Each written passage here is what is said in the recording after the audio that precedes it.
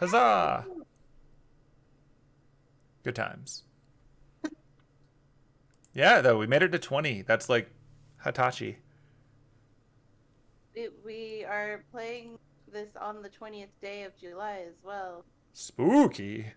What does it mean? 2 times Ooh. 10 or 4 times 5. What could it mean? Oh. But yeah, well, what it means is apparently we've decided to do this 20 times, so go us. Um, Wow. and also, we're playing at like the pacing of the casual friend groups versus the super intense, heavy duty streaming groups where they get way, way, way more done in the same amount of time. But I think we're having more fun than them because we get to go souvenir hunting for like 2 episodes. That's true. And there's no one there to get mad at us for doing shopping episodes. Right. Shopping episodes are fun. Like they're world building and whatnot.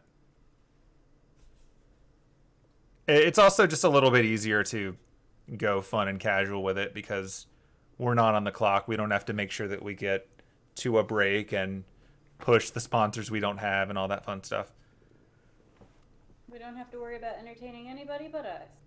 which is probably good. Tonight's episode is sponsored by me. It's true. You did draw the pictures. I did. You made it happen. In fact, I'm going to zoom in on those pictures right now. Yay. Hey, stream, look at these tokens. Majestic. So pretty. So full of art. This could be at you other D&D groups, but you play in. So yeah, I guess I'll give a quick recap of what do. So here we are, episode 20. We are in Paris. Specifically, we're in the mansion of Arsène Lupin the Seventh, who has sent out invitations to a presumably large number of people that the various Arsènes 1 through 7 have stolen from over the last few hundred years as an opportunity to return some of the items that were taken and have a big old party before Lupin retires and doesn't get involved in this stuff anymore. Which is cool. Anise is here because she agreed to help Kwaku with getting back something that was taken from his mother. Specifically taken or left behind in Japan when his mother fled a while ago. Made its way into a museum. Arsène Lupin stole it from a museum and decided this can go back to its owner, the real owner. And so that's a kimono. It was would have been his mother's wedding kimono. But Anise and Penelope were asked to maybe go pick that up using Kwaku's invitation. Penelope separately secured her own invitation to the event as, entertainment, which is pretty cool. And through a series of side events, they got possession of a third invitation, which was meant for one Richard, a mage from the clock tower, from the policies department, essentially internal affairs and whatnot. Richard was supposed to teleport in, attend the event, and get what we later determined was a stolen mystic code from the vaults of the clock tower. But Richard messed up, teleported into the home of a, family of halflings, some very nice and wholesome halfling farmers, and proceeded to rudely treat them poorly and leave, but in the process left behind a coat with the invitation in it. The halfling in question was kind enough to travel from their relatively remote home into Paris, where they were promptly almost kidnapped / bad end from the harvester organization that hunts down phantasmal species, such as halflings. But our two heroes here interceded in that abduction and agreed to take the invitation and the coat to Richard at the event. Although upon arriving here, Richard, still a snob, still looking down, literally and figuratively, at Penelope and pretty much ignoring her entirely in favor of talking to Anise, snubbed Penelope. Penelope decided, you don't get this. So he was given his coat. They went inside. They met Arsène Lupin. Looked around a bit. Found what they believe will be Kwaku's mom's kimono, so that once the event starts in earnest, they can try to claim it. Ran into Crosby, the necromancer, who's here to get access to a giant dinosaur skull so that his daughter can be the first person ever to speak with dead with a dinosaur. It's a pretty cool gift. They also ran into a tiefling from America, Georgia, who is here to recover a golden fiddle that was lost in true Charlie Daniels fashion. And finally, they decided that they were going to sort of do something about Richard, who's been standing around outside looking for a way in. After a bit of deliberation back and forth and a few steps of communication, Penelope convinced him to go off to the location of... It's a Chinese food place. It's a front, essentially. It's a front for legal activities, presumably related to the Harvesters, where Anise managed to acquire a bag of holding, but it was very clearly not on the up and up and involved in some really shady stuff. So Penelope sent Richard off there on policy stuff, and the assumption is that Richard's going to return closer to midnight, which is well after the activation of each of the invitations. So right now he's away, presumably going to come back, presumably going to realize that he's been had and maybe has an opinion about it, but he can't get in without an invitation, so we'll see how that goes. Instead, his invitation went to Penelope's manager, who is, as far as anyone can tell, a completely mundane, normal person who happens to get tied up in all of this stuff via Penelope, who's being a real sport about it and is now an invitee of Arsène Lupin and involved in all of these shenanigans. Other than that, you've got a few friends that you're going to meet here presumably soon, because it's just a little after 11. The invitations have been activated, and if it's anything like what the two of you went through, there are currently a not insignificant number of people running all over Paris on their way here through a convoluted journey to bring them in. I think I've hit the highlights. You got to look around on the floor. You've seen a bunch of the stuff here, and you've got a little bit of time as people are going to arrive, and then come midnight, you're expecting your host Arsène Lupin to address the group and kick this off in earnest. So if I forgot anything, let me know, but I think that about catches us up. Sounds about right. Yep. Awesome. So for... Do what? I clicked the button and it just starts cycling through things like, do you have a wild shape? And I'm like, no, that's not me. It's an interesting button you clicked. Where did I see it? It's on like the notes tab of the character sheet. Oh, it's probably one of the plugins. Just, yeah, for anyone watching this in the future, we're using Fantasy Grounds, and Fantasy Grounds Unity has been running a large number of updates. Like every week when we sign in, there's new stuff that wasn't here before. And that is having a fun interaction with some of the plugins that we have for things like Anise's wild shaping, or keeping track of what items are with which character, or the dynamic lighting and dynamic walls that I've been using and redoing session after session each time something funny happens to them. That's also the reason why, if you're watching this on the camera, you see a little Merlin floating around. That's not a real Merlin. He's not actually here. He's locked away in Avalon per the actual Fate canon. I'm just using him as our camera so that you can see, since otherwise you wouldn't be able to see the map without some point of view. I may swap him out for like a Lakitu with a camera a la Mario 64 at some point, just to make that a little more clear. But for now, it's Merlin being the weirdo that he is. He's not really there. But yeah, if we run into anything weird, that's what happened. Yay. Okay, well, as mentioned, it's a little after 11. You can expect people to start arriving soon. You are free to walk around a little bit, or you can just find somewhere to watch people as they get here.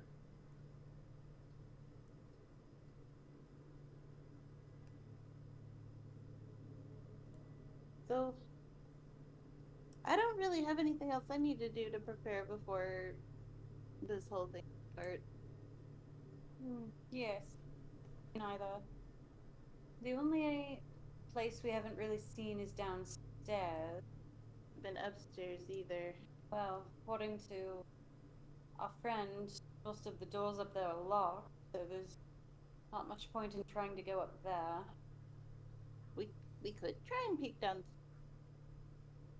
They might have removed what it was like, but a barrier. Or... It's like a little stanchion. Yeah. Like, we might be able to go down there now. I mean, you can see the stairs from here, and there's still a stanchion there. Damn it. Never mind. I mean, it doesn't look like it's the most strategically sound stanchion, but it is more of a courtesy thing. Yeah, I used my eye.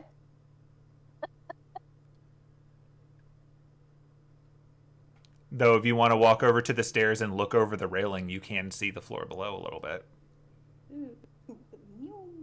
There goes Anna. Oh. I guess, is this a perception check, or...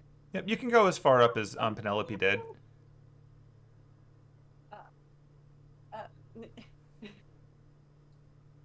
Oh, to right there. Oh. Yes. Yeah.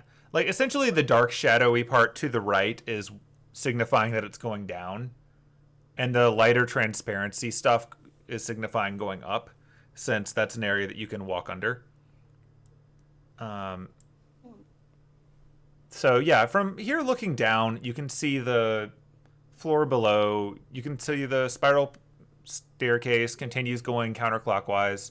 It touches the floor with similar wood to here. Leaning over it, you can see there's a big... it's a fountain directly under the middle. You can't tell how deep it is from up here. You can see that downstairs seems to be pretty well lit. It's just shaded here so that you can tell it's not part of this floor. From an angle, you can kind of see off to the left, there's a big sand pit. I'm not really sure what that's for. And now you can do a perception check if you want to see past that. It's kind of involves leaning over the railing a little bit, but...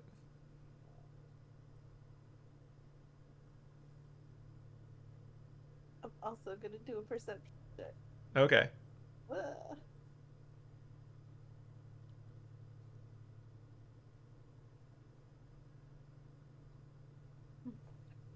Okay.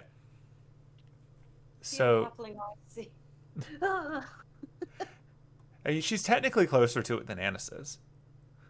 By like a foot. But yeah, okay, so leaning over, you can see a little bit. Annis can see kind of like to the north.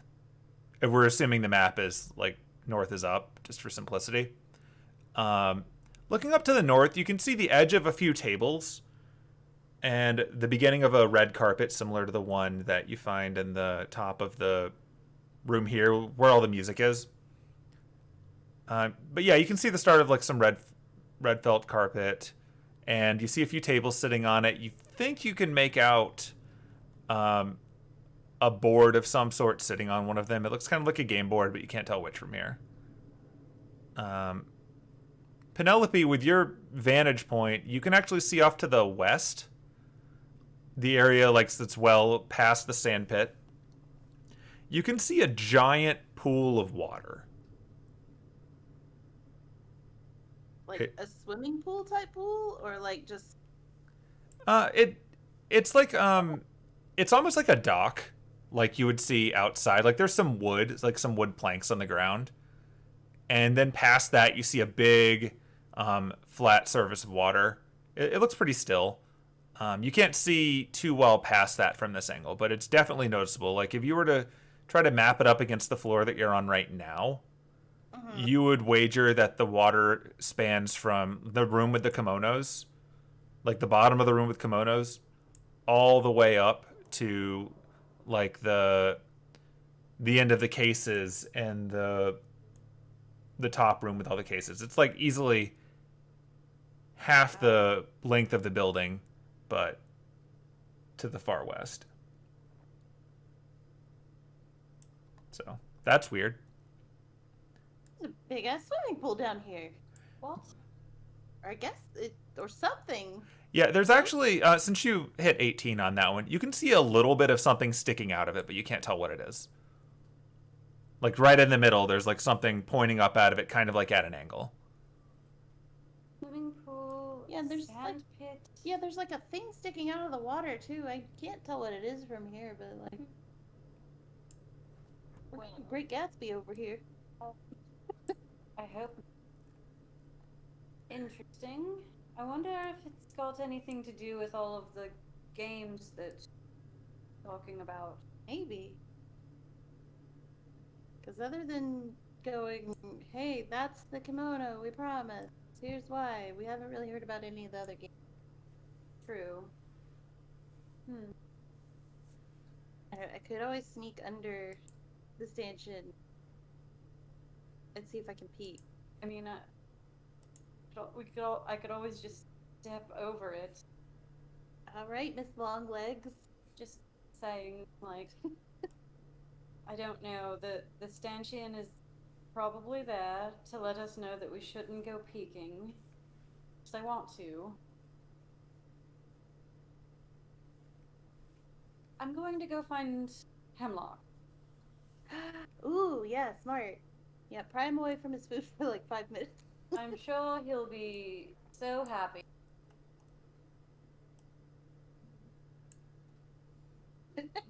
Nope, that's the bath.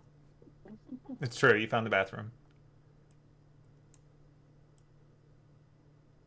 Crosby's still in here. It's true. This is crazy. You won't believe how much... Well, you probably would believe how much food's here on account of you've been here for a little bit. But yeah, they just keep making it. Well, don't overeat. Oh no, I would be in trouble if I did that. My wife would not be happy. So I'll call Hemlock to me. I'll promise that he can come back and eat later.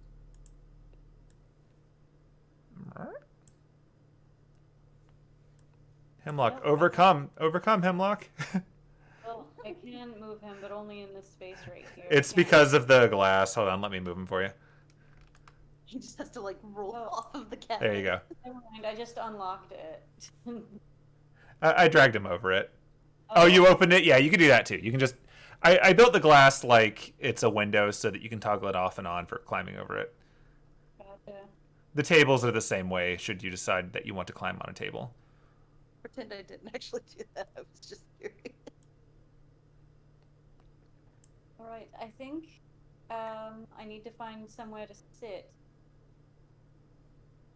But Hemlock, go and fly down there and just see what's down there if you don't mind. Okay, so you're going to sit down somewhere and just send Hemlock around? Mm-hmm. Are you going to be looking through Hemlock's eyes? Yeah. Okay. All right, so I think Hemlock is set up for party vision. I guess we're going to find out. Because I set that up like a month ago. We'll see what happens. So I'm going to drag Hemlock to a place that you can't see yet, and you tell me if you can suddenly see it. Party vision. Whoosh. Could you see outside when I do that? Yeah. Okay, so you can see what Hemlock can see. All right, I'm going to add Merlin to party vision so that I don't have to keep dragging a stupid token around. I think I remember there being chairs, like... Yeah. Yeah, there's a bunch of chairs in that top room. All right, Merlin, I'm adding you to party vision because you're I will done. narrate what I see Cool. through Hemlock's eye. Sitting in the chair. Now I can't see where Hemlock is. Yeah, I can't either. All right, so you can't see what Hemlock can see now? No. Nope. All right, Hemlock, I'm adding you to party vision.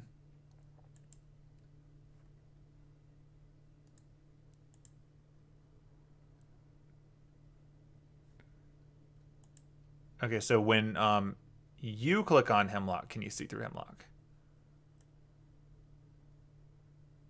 Don't.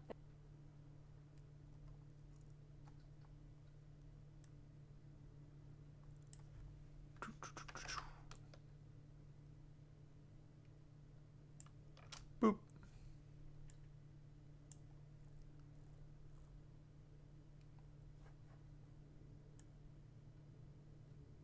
Let's see what I need to do to make it so people can see through Hemlock.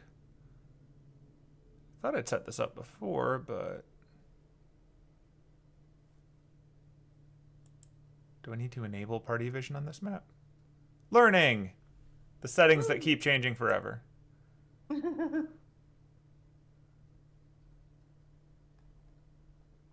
Options.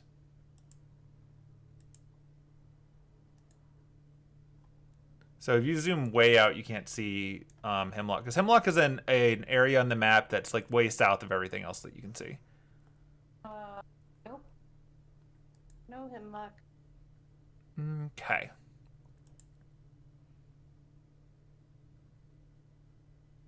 Do, do, do, do.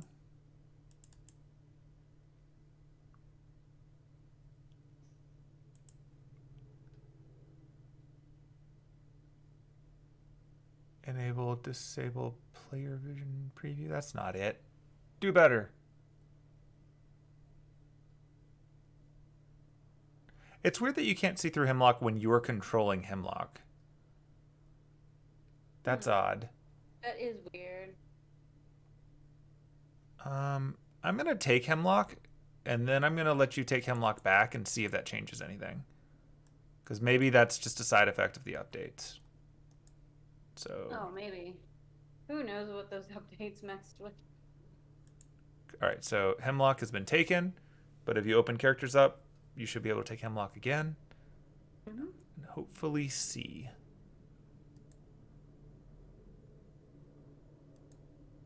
All I have is character sheet. But that's about it. Okay. Come on, Hemlock, you can do better. Remove from party vision. Include in party vision.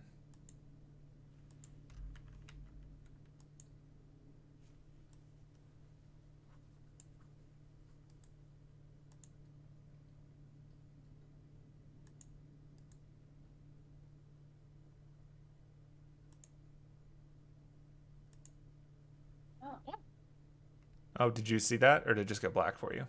it just went black. It's still black, but it like super zoomed in on. Yeah, it zoomed in on where Hemlock is. You just can't see it, apparently. That's really weird. Right. This was working before.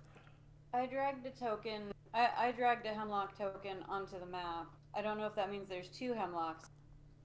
Ba-bum, ba-bum, ba-bum. But I can move him around and see. You can see what that one does. What now? You can see where the other Hemlock token's moving. No, I can see where the one that I just dragged. Okay, well, in that case, I'm just going to get rid of this Hemlock token. And we'll just use the one you made. Outside. So, all right, so Hemlock, I will take you. Oh, okay, stop moving Hemlock, and I will move him to the part of the map he needs to be on. Okay. So. How's that? Okay, I see that now. All right, I'm going to... And I can move it.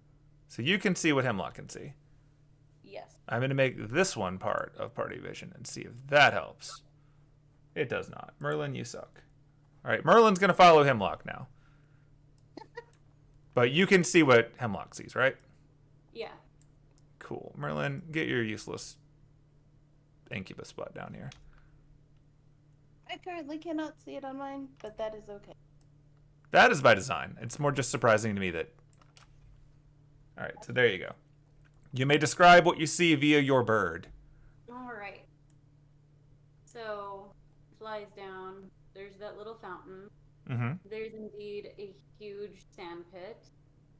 Assume that's sand. See, there's a whole bunch of tables with stuff on them. But I'll describe the tables in a second. There is, in fact, a huge pool with what looks like a submerged boat in it. Yep. Oh, The thing that you saw sticking out of the water was, in fact, the top of a ship mast. A giant boat. huh. So we've got checkers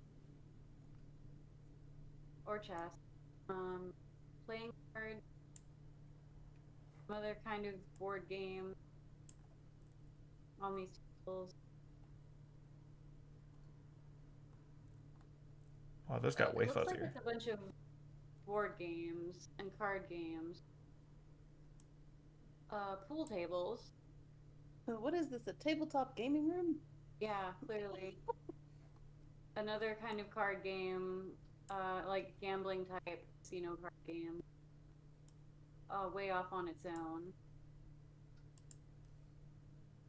Oh, I suppose I should be narrating this in Anis's voice, but Anis, you suddenly sound American. What's going on? bunch She of caught it last night. tables with games of chance. There's a very big pool with an entire ship in it. An entire boat? An entire boat with the mast kind of sticking out. Oh no. There is indeed the sand pit. As he flies over the sand pit, is there anything weird about it, or is it just sand? It's like it's one of those things that you'd say it's probably about 5 feet down. You wouldn't have trouble getting in and out of it if you were climbing, but it's like a bowl almost. It's like an inverse dune. You could go down into it. You could presumably run around or do something in there if you felt the need. It's pretty big. Like size-wise, it's huge. It's way bigger than even the central staircase. But otherwise, nothing's really standing out. There's just a bit of stone at the edge of it at the top to sort of encapsulate it in. Like a bowl of sand, a gigantic bowl of sand. It's a sandbox. Oh, there appear to be some cars parked in some parking space. Huh. I don't know much about cars, but they look expensive. Ah.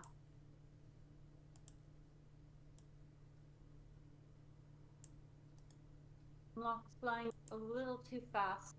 Oh, and there's some food. Oh no. Oh Found more no. food. It's true. Looks You like found food. Pantry, perhaps pantry storage for all the food that's being made upstairs. Maybe. Okay, now you're gonna have to give Hemlock a wisdom check Oh dear. to see if Hemlock just continues to eat the food. Lock, please. Or a save, I guess, technically. Okay. That's You an wanna obedient say- bird. That's an obedient bird. Well, I can tell that he wants to eat the food, but he's being good and flying back away. Okay. Oh, yay, Hemlock. Good boy. I'll have to treat him handsomely after the party. Not that he's not He's already getting Eating- spoiled rotten. eating more than his weight in food. See, he's flown back into the main area with the sand pool and the sand bowl and the large. I don't know if it's a pool so much as just a boat. Very odd. That is weird. Not sure. It looks like there's some more artifacts in some section here. Well,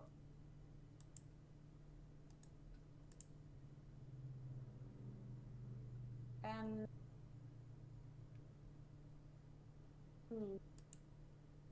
so I believe that's all of the areas of interest. So, if I had to guess, I'd say that those are the games of chance.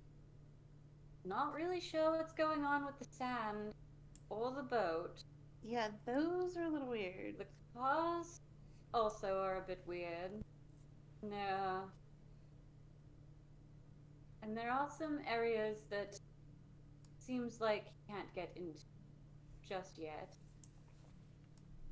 Yeah, it's probably implied, but Hemlock cannot open doors.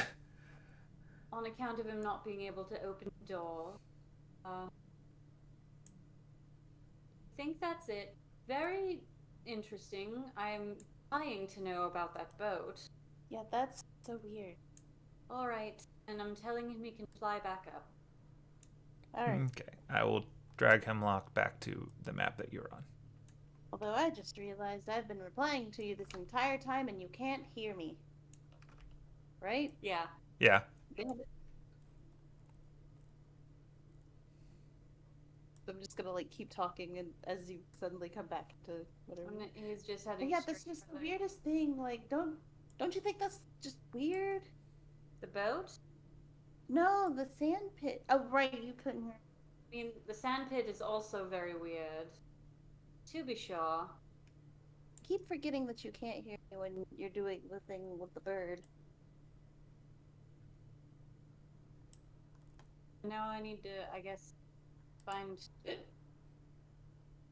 switch back over to Anna. Fly him. Yay. You're You're hemlock forever now. cool.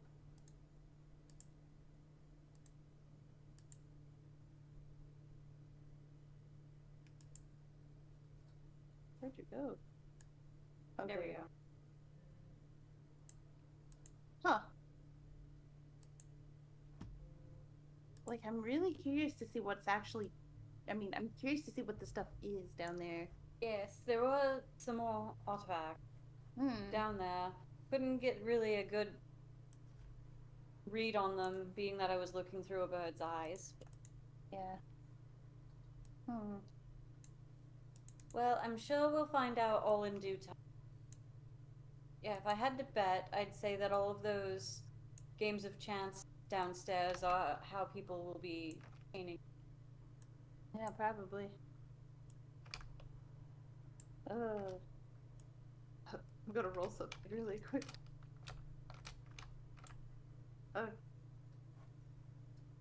I mean, depending on what kind of game it is, that could be fun.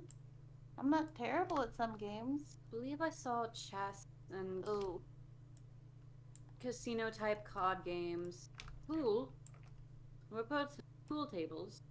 Ooh, I can play pool. You did that one time. Yep. Well, that's right, I forgot about that. Either way, this is going to be very interesting. Yeah. I'm glad we didn't actually physically go down there. I feel like maybe we would have been not punished. Isn't quite the right word. I don't know. I'm glad we didn't break any rules to go down there. Technically. True. Hopefully obviously there were video cameras, so they saw the bird flying around down there, but It's Hemlock. He'll be fine. If Hemlock gets in trouble, then there's a problem. I mean- Hemlock gets in trouble for anything, it's going to be for eating more than his weight in food. Oh, you're well past that. Your bird is not that Twice heavy. his weight. 3 times. I don't know where he puts it all. He's just gonna be an orb. It's fine. It's a bird of holding. Oh my gosh, No. I just thought about something. Okay. You know what? I'm just gonna go bug Crosby since I assume he's still in that room. He is. Hey, I'm Crosby. getting the real shiny math rocks I have for a when we question. install character. I have a question. Oh yeah, sure. He says this as he's eating a deviled egg. Okay, so when you were at the saloon, I saw that you had a guitar case. Do you play music? Well, a little bit here and there. It's more for fun to pass the time, you know, when you're waiting for things to get up. Yeah, what do you play? Oh, I've got a guitar. Like an acoustic or an electric or It's acoustic. I can't really figure out the electric thing, and it's too much stuff to carry around. That's valid. There's so many dice, oh my god. They're everywhere. In case you need to make a decision about stuff. Oh. Anyway, what I was going to ask you before I walked in here, and this is out of character. Oh wait, no, I'm gonna rewind before we walked into the room. Okay. Because she had stepped out for a second. I went to go get the shiny math rock. So do we want to ask Crosby about that crest? Because he deals with stuff like that normally. Really? Like, or did we ask about that last time? I don't remember. You've not asked him about it. You didn't know about it until you sent him on the wild goose chase. I mean, you knew there was a crest, but you didn't know that's what the guy was here for. Oh no, Crosby, not Richard. Right. I'm just telling you that, like, when you met with Crosby before, he told you there was stuff, and then you went and you actually saw the crest, and then when you ran into him again, you were mostly asking him about Richard. Okay. Well, I mean, what do we need to know about the crest? Like, I wonder if he's the one who brought it here, or like if he knows whose it is. Oh, that's a fair point. I suppose it can't hurt. I mean, the worst that can happen is that he says, no, I can't tell you, or That's true. something like that. Okay. Alright, fast forwarding. Bing. Okay, so that's really not what I wanted to ask you about. Because I had another question. I've got time. Go for it. Yeah. So, the crest that's in that other room, do you know who it belonged to? You mean the one in the big display room place? Yeah. Not entirely sure. I know that it's something that apparently our host decided that he was going to acquire, and it probably, well, it not probably, it definitely pissed off the association because they really hate it when you do that. Right. I'm not really sure whose it is, but my assumption is that, like, I took a long look at it. Like, I'm not a tuner. I don't really know exactly the nuances of it. But my understanding is that it's not super fresh, but it is well maintained. Like, it's probably between 10 and 20 years removed. Maybe Yeah. 30. Maybe 30. It's hard to tell with these things. This one seems to be pretty well handled. But that's about all I could see. Like, presumably it could be attached to someone if it was compatible, but I imagine if they rejected it, that would be a waste for everyone involved. Yeah. So the Mages Association obviously wants it. Friend Richard, that's exactly what said he was here for. I mean, that checks out. If he's in policies, he's probably cleaning up because someone screwed up and allowed it to be stolen by the greatest thief in the world. I mean, probably not their fault, but it's still a problem. It'd be bad if we kept it from them, or should we just let them take it? Well, truth be told, like, if they found out you had it, they'd come get it. That is So bad. it's kind of one of those things that if the association has a crest, that means that they decided its owner couldn't have it anymore. And that usually is the result of it either being really powerful or the owner really pissing someone off. But given that one looks like it's got at least 4 or so generations in it, just from its size, I'd wager that whoever it is due for probably wants it. Probably can't get it if it's been in the vault. But yeah, like if they found out that you got it and you didn't hand it over, they'd take it. Now, if you applied it to a person, then how would they know? Like, they're not exactly checking, but they'd probably want it. And if it's the reason that its owner was separated from it, they'd probably separate it from you a lot easier. I believe we've inconvenienced Richard enough for it to be funny to me. We should probably just let him complete it. Yeah. If anything else, that's another ally. I mean, well, not enemy. Excuse me. Oh. Sorry, I'm apparently just choking on air. You got to be careful. You have to learn how to take a breath as you eat. See, that bird gets it. I don't know that we can ever make Richard an ally, but not enemy is better. Yeah. Well, I think it's one of those things with him. Like, he's a career mage. He's here to do something. If he can accomplish what he's trying to do, and he thinks you help him do it, it'd probably go over pretty well. If he thinks that you're stopping him from doing it, then he'd probably try to kill you. Policies are kind of pricks. Yeah. But if you win him over, then cool. That sounds like it's probably worthwhile. Now, whether or not you've got access to that thing is a whole other issue, but he'd probably appreciate some help. Especially given, based on what you said before, you can't get in, so, Yeah. Okay. Well, I'm satisfied. Yes. Want to go people watch? Sure. Sure. Let's uh find a good vantage point and see who arrives. Is there Sounds any? lovely? Is there any popcorn on the table? Of course there is. I mean, it can Okay. be arranged, yeah. I'm grabbing some popcorn. Yeah, I'm grabbing popcorn. Okay. I'll drink. Where would you like to people watch from? Um, See, I wish we could get upstairs, then we could people watch from the balcony. But I don't think we could do that. Doesn't. We could just go into that main lobby area. Yeah. Yeah, let's go. Whee! We'll follow. You guys have fun. Oh, and the security started coming down, so maybe be on your good behavior now. Oh no! I saw a few of the nice people from the church wandering around a bit ago. Oh no. Okay. I'm not putting my ears up though.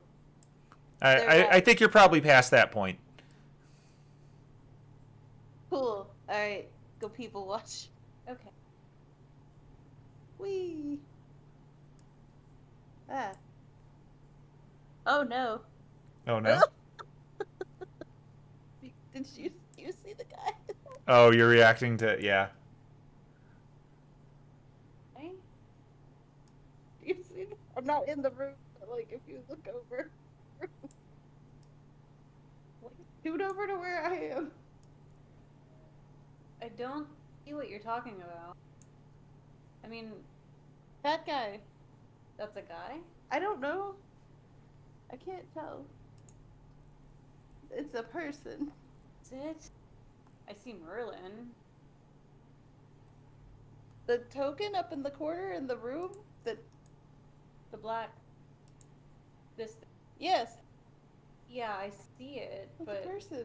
is it? Yes. That's a person token. Yeah, so there are definitely some church people scattered around now. You've seen one in the left room and one in the right room. They're wearing the church robes. They're very uniform in dress and appearance. You can't make out much of their details because they're wearing hoods. You get the impression that they've probably been told to make their presence known but not engage, since they're kind of ignoring you but standing there. Like before we like sit down to people watch, I'm gonna like poke my head into the room and like just stare at the guy and then like just slowly back out of the room again. The guy does not react to you being there. Ah, okay, cool. All right, people watching. Okay. All right, I'm gonna adjust the camera thing so that it can be seen. So you're just gonna lean against the wall there? Yep. Okay. Some popcorn.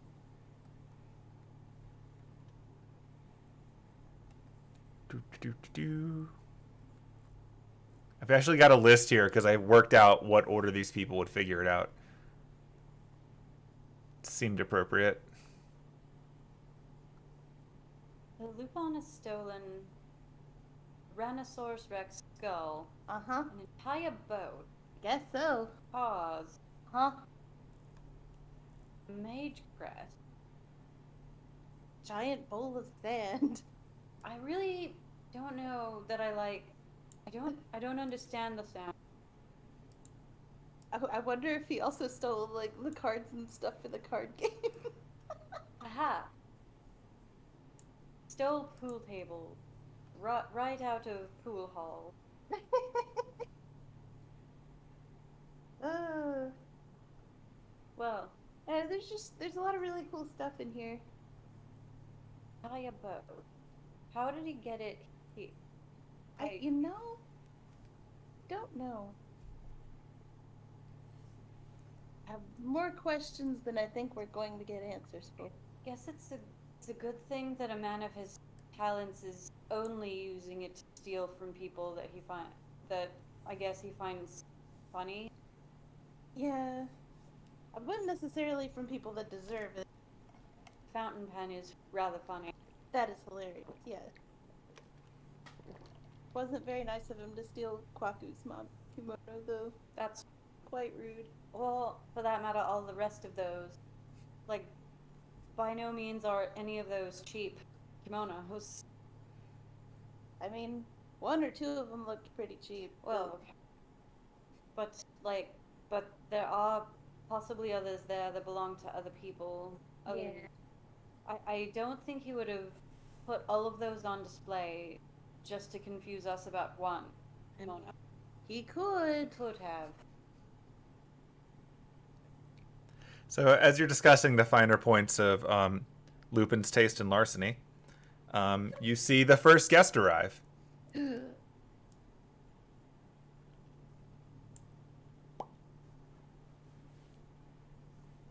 I will get you a picture. Because I have pictures.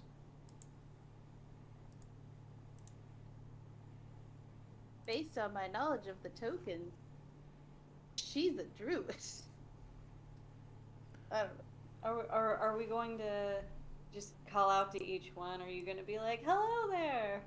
Or I wonder if anybody's gonna think that I'm Arsène Lupin. You can try to pull that if you want. Like, Oh my god, that'd be funny. please don't. so yeah, a woman, a wood elf. She's about, well, I've actually got it written here. So she's 5'8". She's a wood elf. She's got brown hair, brown eyes, brown hair, some black face markings. You know, as are not too atypical among elves, especially wood elves. Her hair's a little bit bushy. She looks like she's maybe been traveling a bit. You can go ahead and roll a perception check just to pick up on any details you want, but she definitely is wearing a black cloak. You can see under the cloak, she seems to have on a black top with some denim jeans. She looks like she's probably got some familiarity with the modern world in terms of her outfit. Like, it's not the most fashionable, but it makes sense, which is better than you can say about most elves. Okay, so for the rolls that you've got on there, Penelope can make out that she's wearing boots that look pretty worn. You get the sense that she's just from like the bits of mud and stuff on them that, you know, she didn't just teleport in. She probably actually traveled here. So that's pretty fair to pick out. Anise, you notice two things. First of all, you notice that the outfit that she has on looks kind of familiar to you. Like you've seen it somewhere before, and then it clicks that you've actually seen this woman before. You know her. You met her back when you were training. She was one of the druids in the circle where you were learning. Well, not part of your circle, but she visited your circle at a few points. And you know that her name is Nora. And that she is, in fact, one of the druids of the Circle of Dreams. She was present when you heard about the big concern that there was something coming that was going to probably disrupt the world as a whole. And it inspired fear in you that we were approaching a scenario that was going to be beyond the ability of humans, at the very least, to recover the environment, let alone protect the world for all the phantasmal species that they've kind of shoved to the side. So that's the first thing you notice. Like, you know her. Her name is Nora. The second thing you notice is that she is trying to look really, really stoic, but she's breathing a little heavy through her nose. Like she just ran here chasing something for the last 10 minutes, but doesn't want anyone to know that it was exhausting. Cool. And she's walking in with her chin up, trying to look like she put zero effort into this whatsoever. Her outfit's cute. Yes, I believe I know her. Oh. I guess I'll call, or has she noticed us? walking. She's walking forward. She hasn't noticed you just yet. Like, she's sort of taking in the fact that she knows that she stepped into, or at least she looks like she realizes she's no longer in, like, the normal world. Because if you recall, when you first stepped inside, like, on the outside, none of the lights were on, but otherwise the building looked the same. And now that she stepped in here, there's lights, there's stuff going on. Like, the two of you are here, but she's also aware that she's stepped into something and is probably trying to get her bearings. Let's see. So, the last time I saw her was when I was training. Probably been about 5-6 years. Mm-hmm. She probably doesn't look any different because she's full elf. Right. Follow. Is that you, Nora? Oh, you know her? Oh. Anise, is that you? I haven't seen you in so long. And she just sort of runs over and gives you a hug. This is pretty typical. I will just kind of hug her back, but in like a way where it's like I'm not used to getting hugged so much. Oh my god, she gave her a hug. How have you been? I have to look up a little bit because she's like an inch taller. I've been well. I moved to London, took over Grandpap's old shop, you know. How is he doing? Well, he's doing a little better now that we've got him back in the forest and out of the city where you can barely breathe, you know. That does sound about right. Yeah, it's a bit weird. I know that traveling in the cities has been a little awkward for me. I'm trying to fit in. What do you think? Do I look like I would be a proper writer of this day and age? I mean, yeah, don't take fashion advice from me, obviously. I don't know that much better, but you don't look like you'd stand out, at least. I think your outfit looks cute. Oh, I'm so sorry. I didn't mean to overlook you, my friend. Hello. And she sort of leans over in a bit of a mild bow. Like, she starts to curtsy and then she corrects it to a bow, trying to be smooth. Not really succeeding, but she's trying. Nora, this is Penelope. Penelope, this is Nora. Oh. Hello, Penelope. She helped me with my training when I was younger. And Penelope here is quite the bard. Oh. The bardiest. That's absolutely exciting. Yes, You may have heard one of his songs on the radio if you listen to the radio. I should really invest in one of those. It seems like it would be fun. No, I've been relying mostly on the sounds of nature, which is fun, but a bit repetitious at times. Yeah, a bit. I just recently started getting the handle on cell phone. Very weird. I don't like technology. A cell phone is... Isn't that what you use to wrap things up? No. That's cellophane. Oh. It's a portable version of a telegraph machine. I don't know how much you know about technology. I'm assuming not much more than I did. Penelope pulls out her BlackBerry and just like holds it up, and it's like, it's a phone. You can talk to other people with it. It is very convenient. I'll give it that. That's quite fascinating. Does it work? Can I talk to anyone with it? I don't think they work in here. That's a bit limiting. I don't think they work in here, but generally in the outside world, you can, if you have somebody's number, you can call them or send them a message. If they have a phone. If they also have a phone. That seems it's a bit impressive, actually. It's a bit like a sending spell, except you don't have to use magic up. You don't have to use up your energy. Though you do have to pay for each message. Ugh. That sounds very human. Yeah. Still, so what brings the two of you here? Did he take from you? Was something of yours taken? He took something from a friend of ours, and we're here getting it back for him. How about you? Was something taken from you? Or from your circle, at least, I assume. She sort of gives you a look. Are we in good enough company to talk about our business? It's nothing too secret, but no offense meant to you, Miss Penelope. Right. I just don't know if you're interested in hearing about druid stuff. I mean, I'm interested, but if you guys want, I can step away. I don't mind. There are cameras here and members of the church for security, so I don't know if we're quite secure to have our conversation here, but I see. Have you been looking around? Have you seen the things that have been taken yet? some of them. There are some on the top and bottom floors that we haven't gotten a look at yet. But the ones on this floor we've seen. We got here early. Miss Penelope here is part of the night's entertainment, so we got in a little bit early to just make sure that the stage was set up for her and all that.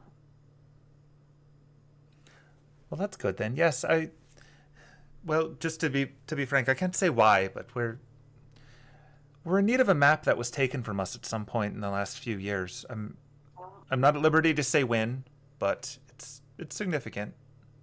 So I've been sent by my circle to retrieve it. Is it kind of old as balls? Made of leather? We have seen a map that I do believe is a druid map. That would probably be it then. Yes. Yes, it's something we would greatly prefer to have back. Yes. Seems like it. Well, I don't know how to go about obtaining it, but I do know where it is. Fortunately. Well, then I suppose we'll be at the mercy of our host. Indeed. So, is there a large crowd here? I'm impressed that you got here early, but since you said you got here in advance, that makes sense. Are there others? Should I keep an eye out? Oh, yes. I believe there's going to be quite a crowd tonight. Mr. Lupin and his predecessors have stolen quite a number of very interesting things from quite a number of people. Oh no. Don't look now. Oh, Oh god. I'm genuinely impressed. He is quite fast. Penelope's just doing the thing where you kind of cover your face a little bit and just turn away oh no. And just because you didn't have a token before, since we were playing in person, the other one is his butler. Oh no. Where'd Nora go? Did she disappear? Where did she go? How does that happen? Get it together. Wait, hang on. Is that his butler? It is. Oh, Yeah, okay. it's like I added the butler and she disappeared. That doesn't make any sense. Oh no, Nora's the butler. No, I know what happened. That's dumb. All right, hold on. I bet it got rid of a bunch of tokens when I did that. I forgot the way that Fantasy Grounds handles it. So I put all of the party guests onto an encounter so that I just have a list of them on standby to drag and drop. But I forgot that when you close an encounter, it takes them off the map until you open it again. Got it. Like, they're not an encounter in the sense that you're going to fight them. They're an encounter in the sense that that's just how I grouped them. I don't know, the night is young. I mean, you could try to fight them, but I wouldn't recommend it. But that also explains why Jameson keeps disappearing. That's.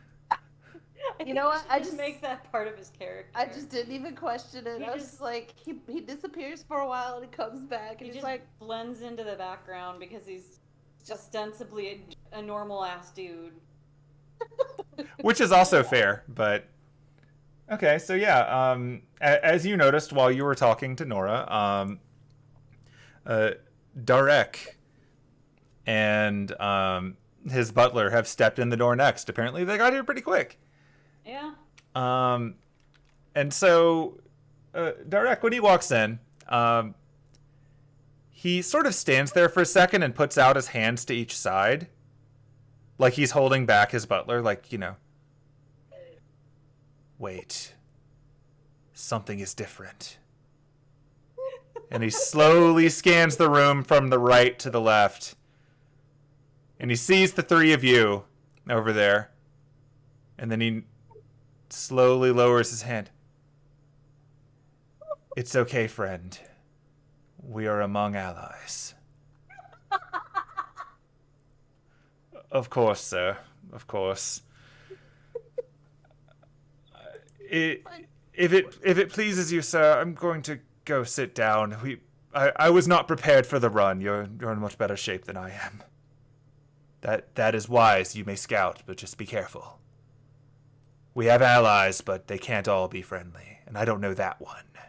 And as he says that one, his eyes get slightly larger, but not significantly. You can see it from across the room, so they're probably significantly larger, but just in passing. Yeah, he's gonna, like, the butler's like, of course, and he just, nah, he's just going. And he's trying so hard to keep a straight face. So he's gonna go explore that hallway, and we'll see where he ends up. But yeah, Derek is walking over to see the two of you. Very importantly, not looking at him. Derek, hello! It's nice to see you again. Not looking at him. Hello, fellow allies of justice. How have you been? I trust you've both well rested for a night of doing battle with evil. Well, I don't know if battling will be happening here. We've been informed by Master Lupin himself that no violence can take place in this mansion, let alone should.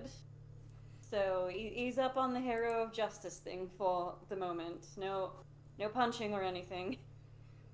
Roll persuasion. Oh, dear. Also, just as a note, since Penelope's trying to avert her eyes, Nora has this weird look on her face, like she's trying to figure out what this is.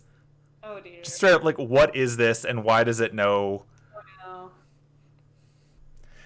no. So, Derek's gonna sort of lean a little bit closer to you, and then very overtly wink. Don't worry, justice will never sleep, but it will wait. And then he's gonna lean back and he's gonna slowly turn and stare at Nora. Oh, Derek, Nora, Derek. They're allies. We're allies. Very recently allies. Just gonna wink at Derek. He straight up gives you finger guns. Oh dear. Anise blushes a little.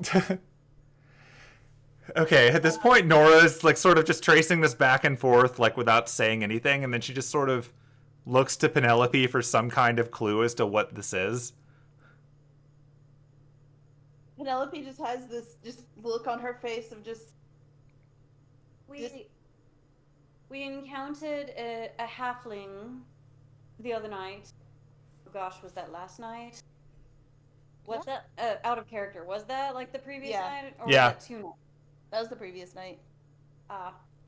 Wow. A lot happened today. Jesus. Yeah, because like you went on all of your looking around town prior to that last night. Then this morning you sent the halfling on his way. Well, Penelope sent the halfling on his way because you weren't there. And then we went to the Eiffel Tower and the cafe and all that. Wow. That's why we're not following D&D rules as written rules for rests. All right, back in it. Yep. Last night we encountered a halfling that was being stalked by some very nasty people, and Derek here helped us defeat them and help the halfling out. I see. Well, that sounds like it was probably tell me, Derek, you're from America, aren't you? He sort of leans back, like he's slightly shifting his center of mass a little bit, like he's about to get attacked or something, and he goes, yes. And then she responds, everything makes sense now, I understand. So, welcome to Paris, I suppose. Like, I'm also a visitor here. I trust that we can all be cordial to one another, especially in light of our guest status. So tell me, how well do you know my Anise here?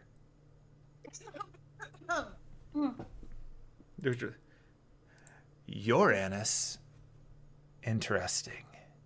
Oh, she's one of my teachers, one of my druid teachers. Helped me learn all I know. Are you the one who taught her how to get wicked strong? That was from a potion, remember? Right, but you had to learn that from someone, right? I learned... Hang on, hold on, gotta roll. Penelope's like shoving popcorn in her mouth because she just can't right now. Technically, I learned how to brew that potion from my grandfather. But Nora certainly helped teach me a lot of things. Druid things. I'm just gonna like take a whole handful of popcorn just so I don't have to keep talking. Okay, so at that point he takes his left hand and he wraps it over his right fist and he does like the polite martial arts bow in front of her. I appreciate all of your contributions to the cause of good. Right. Well, that's what we're here for. We're good. We do what we can to save the world. Tell me, friend, are you a half elf? I am indeed. I am on the bridge of both worlds. I'm just kind of choked a little on her popcorn. Right, and would I be more likely to know your mother or your father? Are you asking which of my parents are an elf? That's it. Tell you what, how about the two of us go have a little bit of a chat? I'd love to hear about your family and how exactly you became the hero that you are. And he's like, you wish to hear my tale? Very well. And at that point, the two of them start walking away. You kind of get a wink from Nora, like she's doing you a favor. Oh, good. So, wait, Derek, before you go, forgot to ask, what got stolen from you? Oh, it was my mask. It's what allows me to fight crime without consequences.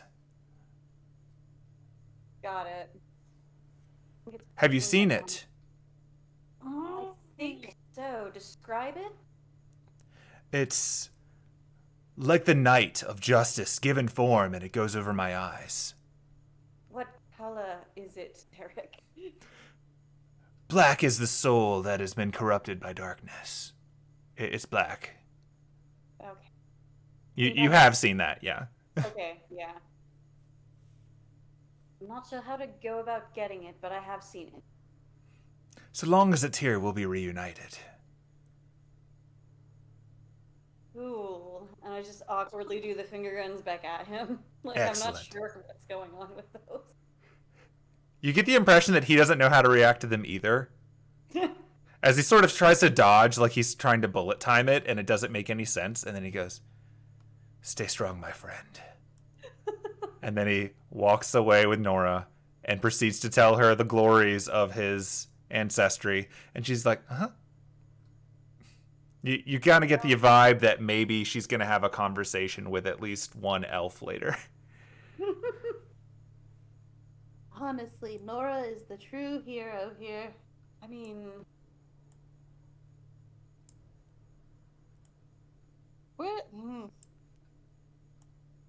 I just can't help but be charmed by him. I don't understand it. Uh-huh. It's so endearing, in a way. He's No. also 100% not like that all the time. It's a front. Yeah, no. Still no. No. Well, no. So as you're reflecting on that, another person comes in the front door. Where'd you go? Where'd you go? There'd you go. I am quite impressed he got here second. I mean, knowing Nora getting here first makes old man. Old man. Old man.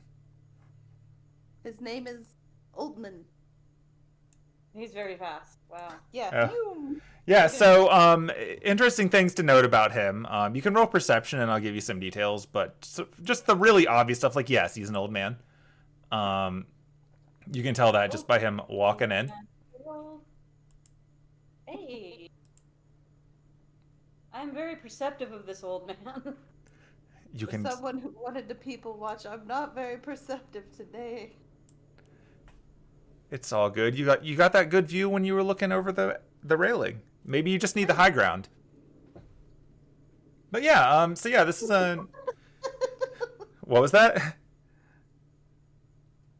Sorry. Short jokes. But Aw.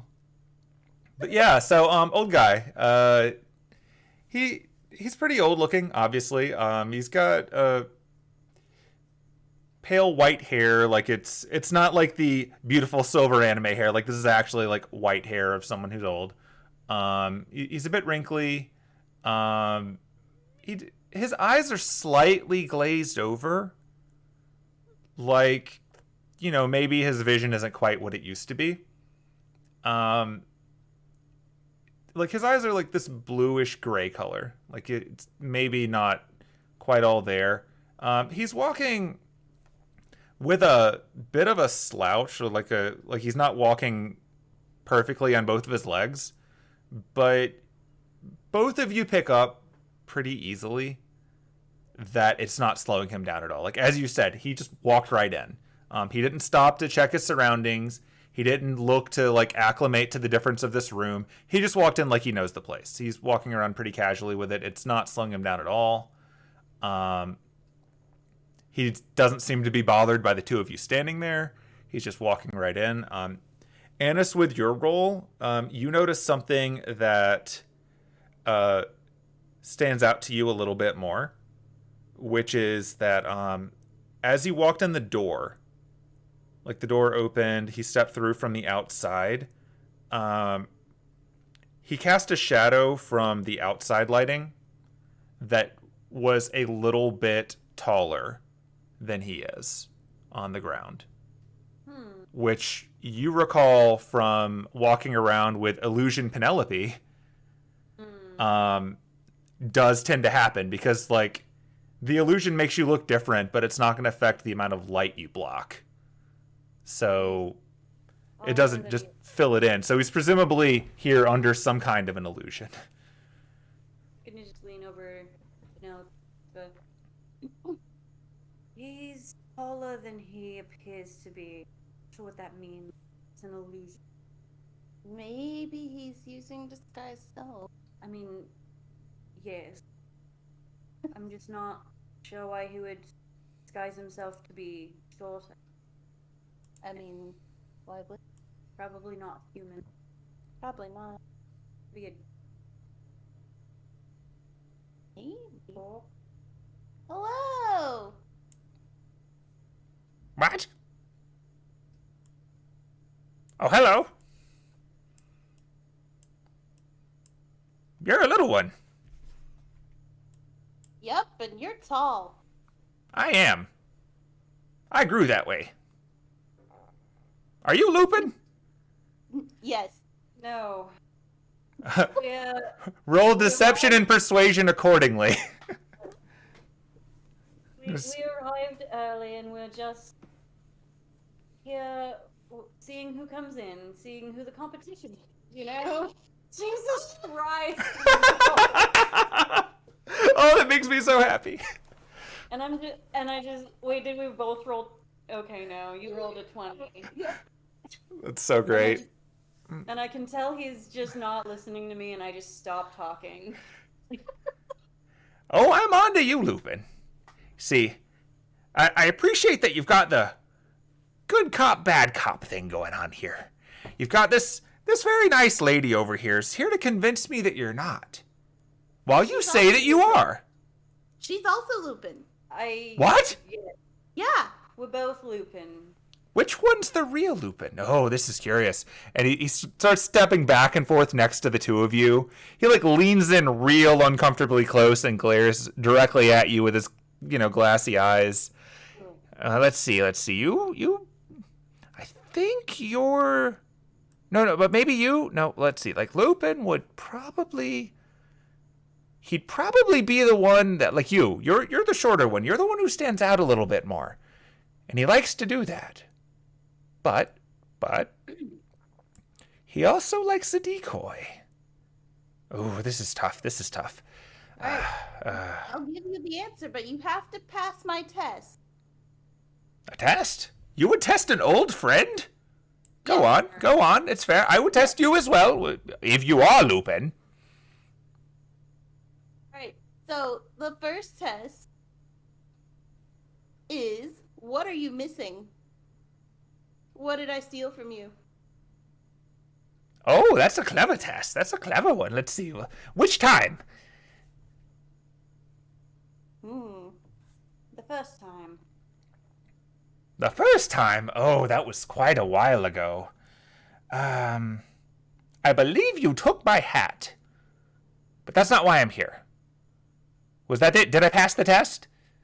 No, because you didn't tell me why you're here. Oh, this is a challenge. This is quite the challenge. And he's sort of walking back and forth, pacing. He's like scratching his chin through his beard, but like the illusion is not really keeping up with that. So like his hand is actually reaching up to about where like his forehead is, like he's scratching his chin. Oh no. Let's see. Lupin would ask me that question. He loves hearing of his exploits. You do like hearing of your exploits, don't you, Lupin? Do. Ha! I got it! You admitted to being Lupin. I figured it out. But that's just what the decoy would say. Oh, this is challenging. You're good. You're very good. Master of Thieves. Clearly. Wait. What if you're Lupin the 7th? And you're Lupin the 8th? And this was all a trick to introduce Lupin the 8th! Oh, this is getting more complicated. Oh, no. No, you're overcomplicating it. Spoken like a true Lupin. I see. So you're not the 8th, and you're not the 8th, because there's 7. There's only 7. It's only 7. And you're asking me what Lupin 7 stole from me. Yes. Well, that wasn't really mine. I don't see how this is relevant. It's very relevant. I can deactivate your invitation right now. Well, that would be rude. I'm no guest. I traveled a long way to get here. Why would you deactivate? Is that really a thing you can do? Can you just take these backsies? Yes.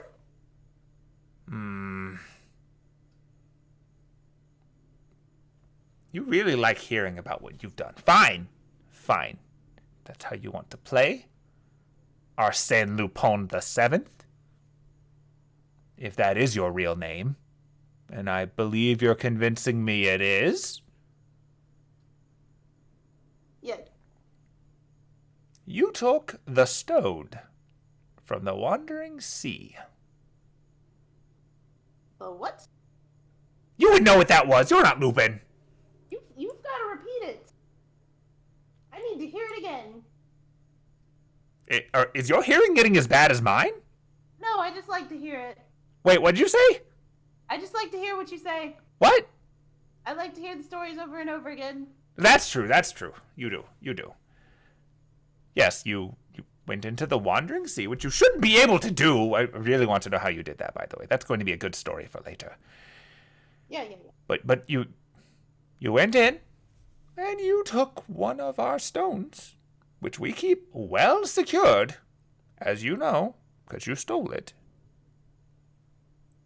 And when you did, you got away, and then you had the nerve to tell us, with an invitation that shouldn't have even been able to reach us, that you had it. That was bold. I appreciate it, but we need it back. That's fair. All right, last part of the test. Oh, this is extra credit. Yes. Why haven't you? What's the need for this disguise, my friend? Well, have you ever seen a dragonborn walk through Paris? I think not. I mean, that's true. It is a bit harder to disguise. It's a bit easier to hide ears and things rather than, your entire existence. We're not common, you know. Oh, I know. But you're in a safe space now. You can drop it. Anise has, always wanted to meet a dragonborn, so she's internally kind of like... And for context, the dragonborn are probably the most rare of the the phantasmal species that can still be supported on this side of the planet. Understandably, they didn't last very long, and most of them didn't stay on this side. You have to be descended from an actual dragon that existed in Type Moon lore to be a dragonborn. And there are not that many dragons. And if you want to roll Arcana, you can try to get a sense of how the story fits together. You could also roll History. It's kind of your choice, depending, but... No. Okay, so you both can tell, you only really needed a 10 for this, that the Wandering Sea is for the mages that are devoted to true old magic. Not magecraft, not the watered-down stuff that we have now, but the stuff from the age of, legends and heroes and mysteries and all of that. Real magic.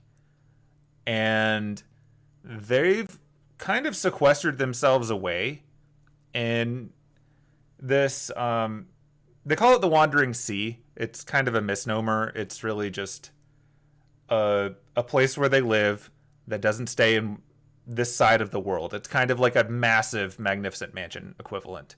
It's buried just under the outside texture of the world, and it only opens up once a year, so it's really hard to get in and out. But the mages who go there study the oldest magic and are probably the most advanced when it comes to approximating the miracles that were around during the Age of Gods.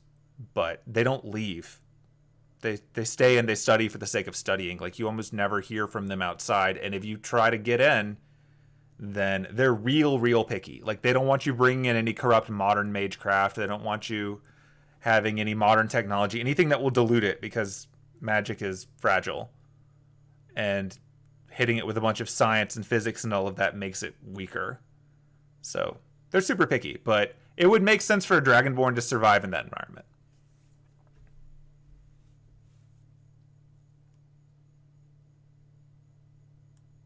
But yes, I have no desire to take off my illusion. It took me forever to get it just perfect. He continues to scratch his forehead. Okay, but you're scratching your forehead right now. I might have an itchy forehead. You don't know. Mm. But you should know. Are you really Arsène Lupin? Okay, I was totally joking the whole time. Bah! You got me. We are not, in fact, Arsène Lupin. But I have always wanted to see a dragonborn in real life. I've only ever seen pictures. Were they flattering? I don't know, because I've never seen a dragonborn in real life, so I don't know if they are or not. Well, if they look majestic and powerful and incredibly wise, they're probably flattering. I don't know if you can look wise. Would you say that I look wise? I would say that you look old. Well, I am very old, so that is fair. That is fair. With age comes wisdom or senility. The pictures did look majestic, and they, for some reason, all gave them chiseled abs and very shiny scales. Well, that's just good grooming. Does Stacy have chiseled Of course.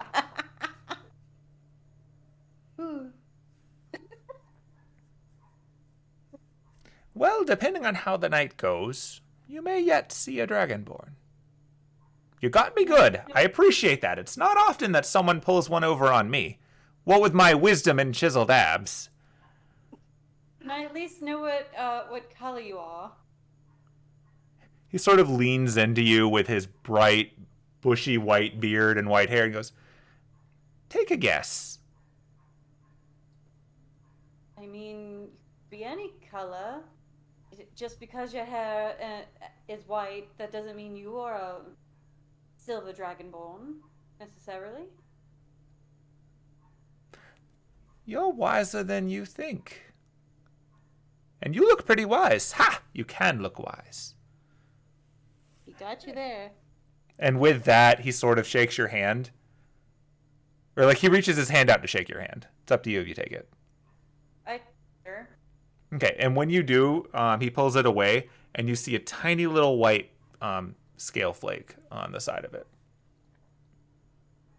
You have your answer. Oh. Now, if you'll excuse me, I believe I was promised by the actual Arsène Lupin pigs in a blanket. And he proceeds to go towards the food room like he knows where it is. Because he probably does. We didn't get his name. Damn it. Oh well. Well, that was quite interesting. Yeah. Also, that was pretty fun. I didn't think that was gonna work at all. I think he was probably humoring us. I don't know. I'm pretty convincing. You are. Well, now I can say I've met a dragonborn. Didn't get to see what he looked like. Might have the chiseled abs. Ooh, he's got to work on that disguise, though. Woof. It's a little disconcerting, yes. One of these days, I just need to be like, all right, have a master class for disguising yourself, or maybe just make it so that people don't have to disguise themselves. That would be optimal, and just not needing the disguise. Yeah. I mean, to be fair though, if he is actually from the Wandering Sea, he probably never needs to use that kind of magic. That's fair. Yeah. Wow.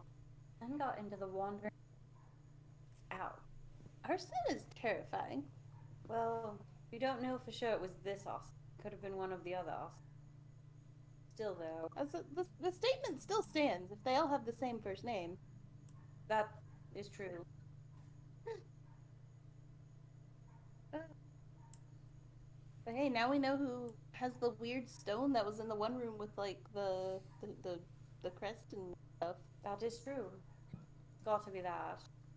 Or something we haven't seen as of yet, but Yeah. probably that. Probably. Okay, so Old man has a more limber than he looked. If he got here third. Yeah, Or maybe everyone else is just slow. that too.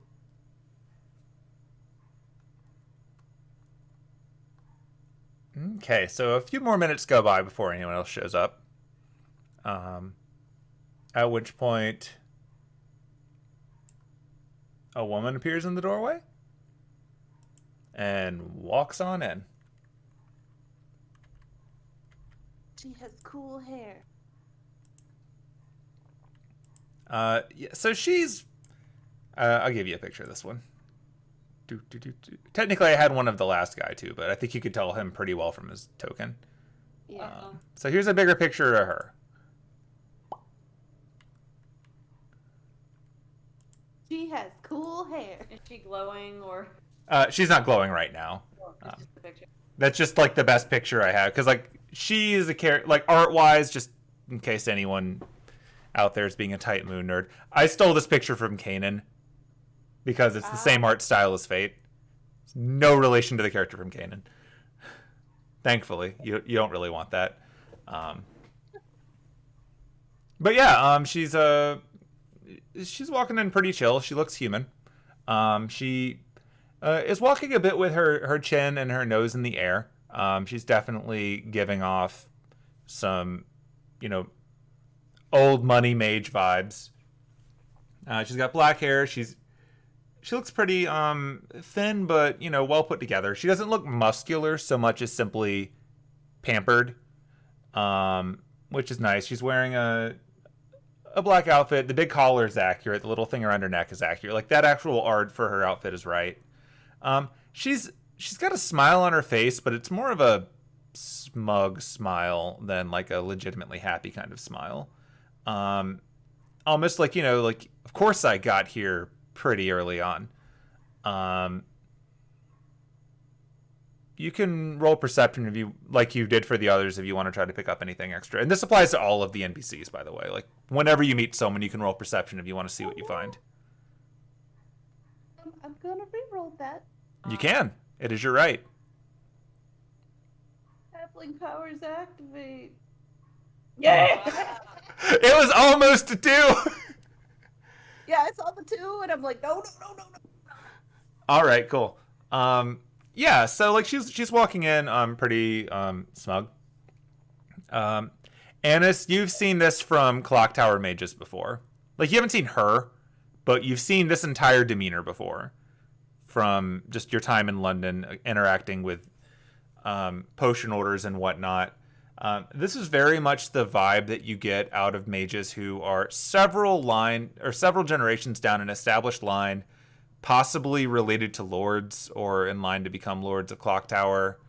Super confident in themselves because they've been hyped their whole life to think that they're amazing, and due to the kind of messed up way that inheriting magic works, anyone who walks like that and isn't full of crap is probably really strong and can back it up. So you're getting real power moves out of this lady, and she seems to think pretty highly of herself. Also, you can obviously tell that, like, yeah, she got here pretty early on in the grand scheme of things, so she seems to know what she's doing. Penelope, you hit a nat 20 through halfling nonsense. And so you're catching some things here, too.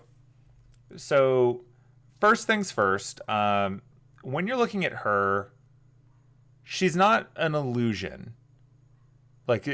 Like before, you could tell, like, from shadows, or at least you could have told from shadows and whatnot, small telltale signs like that. You're not seeing anything like that here. So you're not getting the impression that there's an actual illusion going on, but there is a very faint shimmer to her that kind of reminds you of the faint shimmer that you saw on Kwaku's robe and on some of the items in the other rooms, which you've come to associate with things that are of a more supernatural nature. Like, this woman is clearly human when you're looking at her, but you're getting the vibe that she's more than human. You're not really sure what that means. You've not seen this in a person before. The closest thing that you could think of when you're looking at her is that it reminds you of when you're using detect magic and you can sense that some items are more important than others. Mm-hmm. You're getting that vibe out of her, and you're not using a spell.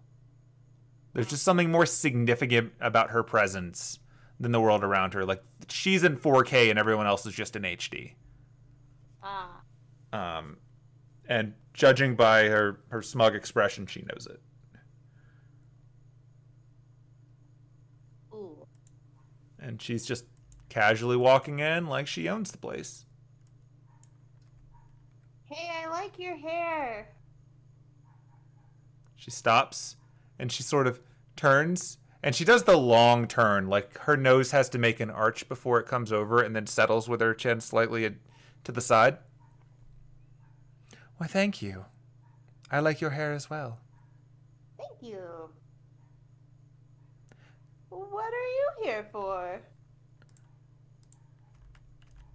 She walks over very casually, but she's sort of taking like the hips walk forward stride. Like, she thinks people are watching whether or not she sees them. Mm-hmm. Probably.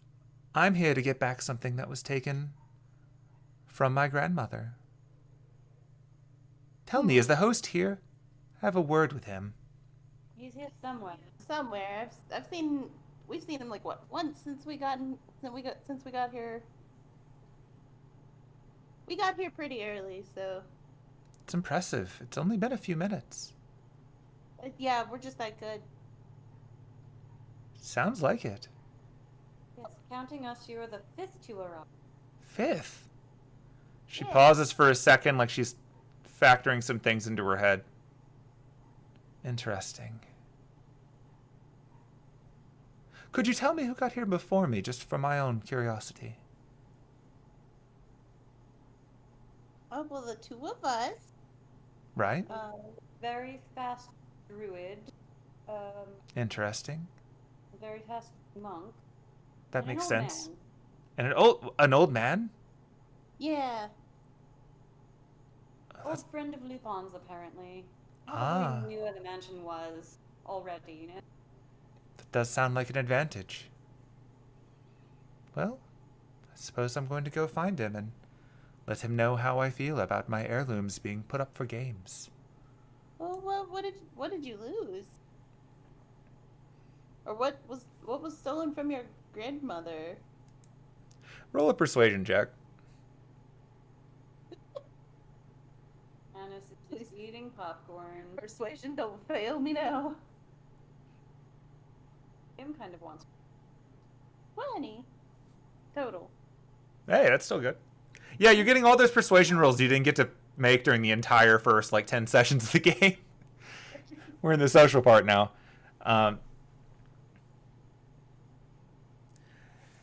It's a beautiful bracelet that was due to me in my inheritance, but it was taken before it got to me. Well, what does it look like? Oh, it matches my ensemble. It's beautiful in black. We've seen that. Ah, yeah. Oh, well, that's a shame. I'm sure it's around here somewhere.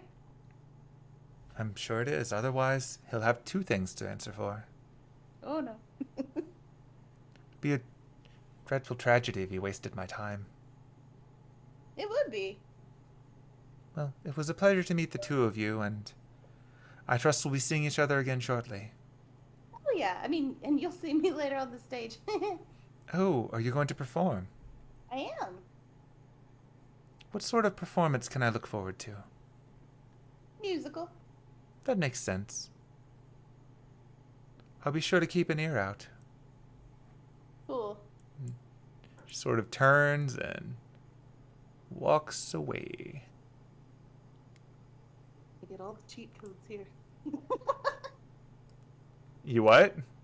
That I'm getting all the cheat codes here. So what did you lose? And what did you lose? What did you lose? A lot of people seem willing to talk about it.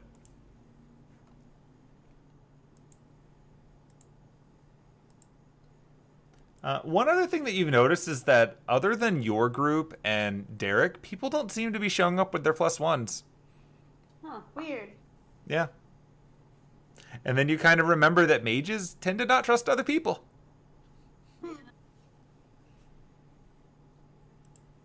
And in the case of the Dragonborn guy, it's not like he's gonna bring one of his other people.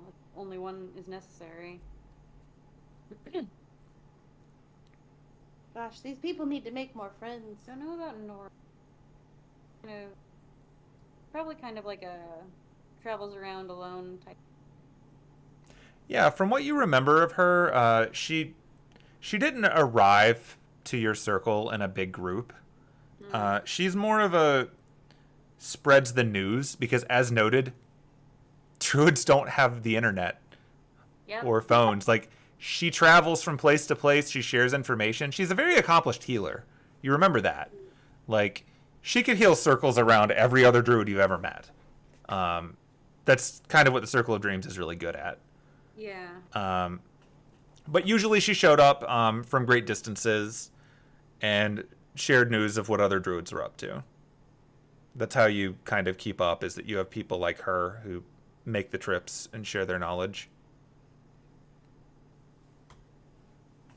The introduction of a cell phone to her might have just rocked her world a little bit. Probably. Have Yeah. to Nora a cell phone. See how much that changes everything.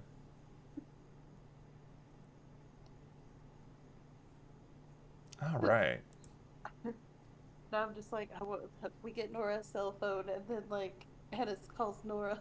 There's just like yelling back and forth. Oh, can you hear me? Oh, they just have like the not technophile experience. Yeah. I don't understand. I keep yelling at the phone and you can't hear me. I'm right next to you. It's not working. Ooh. All right. Okay, so up next is another person that Annis has met before. Oh. Whoop. Okay. It's gonna be 2 seconds because she just stepped out of Oh, well then I will wait. Hey, I warned you. There's a whole conga line of NPCs here. And you decided to sit here and watch every one of them arrive. Yep. I currently am deciding that was the best decision. It makes it easier. Otherwise, like, so I set up this encounter so that they could all appear on the map at once for like when you walk into a crowded room. Uh-huh. But since you're catching them as they arrive, I'm just going to drop them on in order. Good. This is why Fantasy Grounds is really helpful. I can just have all their notes without ruffling through a binder.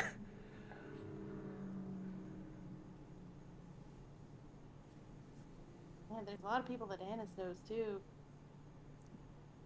In before, Lupin has just stolen things from the entire like community of druids. And he seems to have taken things from a lot of people. I mean, I don't know. Apparently someone has shown up that Annis also knows. So Annis is popular at this party tonight. I guess, yeah. Got her teacher, her ally. I don't know who this person is. I don't know either. All right. Yeah, I was waiting for you to get back. I stepped away for... Did you step away for popcorn? It's fair. Sort of. We don't have any popcorn. But it'd take me a while to pop it. Gotcha. Not the word. Ah. All right. So yeah, the next one to step in is... Boop. It's another half-elf. So many half. They're popular. Here's a picture of a half-elf. I don't remember what I took this picture from. He looks cranky. He is cranky. Oh no.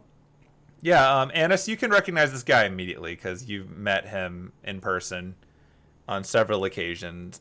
This is one of the associates of your patron, Luvisa Edefeld. He is the one who typically would show up at your shop and pick up the potions that you made for her that kept her alive and healthy for so long. In terms of like your interactions with him in the past, for the most part, he's very stiff. Your interactions with him, like he understands that he's got like these, duties and responsibilities to the Edelfelt family. From what you've pieced together about him, as a half-elf, he's, more long-lived than the humans in that family are, but the humans benefited greatly from the fact that humanity runs the mage world. So he's kind of stuck in this secondary role of, knowing more than most of them, but not having as much power. Like, he didn't inherit a crest or anything from the family. He just sort of is like a multi-generational assistant butler type guy. Like, he's not rude or mean or anything. He just, like, this is the role that he has in life, unfortunately. I remember his name. Yeah, you know that his name is Fidan? Vidon? Fidan, Fidan. Vidon. Yeah, and I'm not going to try to do an appropriate accent for him because he's from Finland, and I just can't pull it off. I'm not going to try. It would be offensive. So he's going to sound neutral here, but understand that it's a little more Finnish. And there are limits to what I'm willing to try to do, kind of like how I'm not willing to try to do German.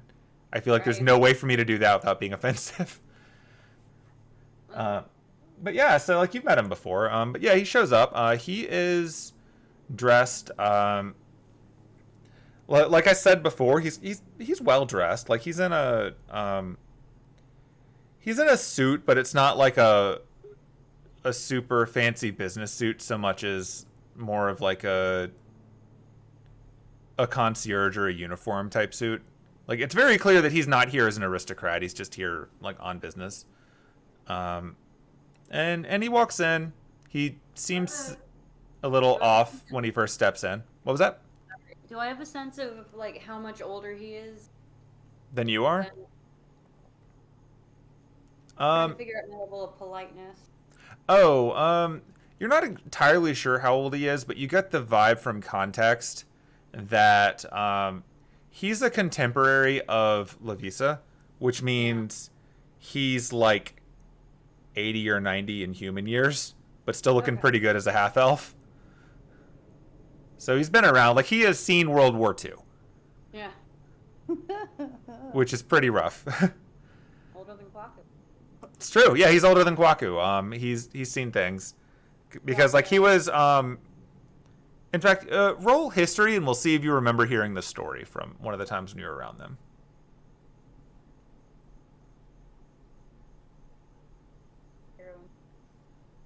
Okay. That's enough to know but not remember the details.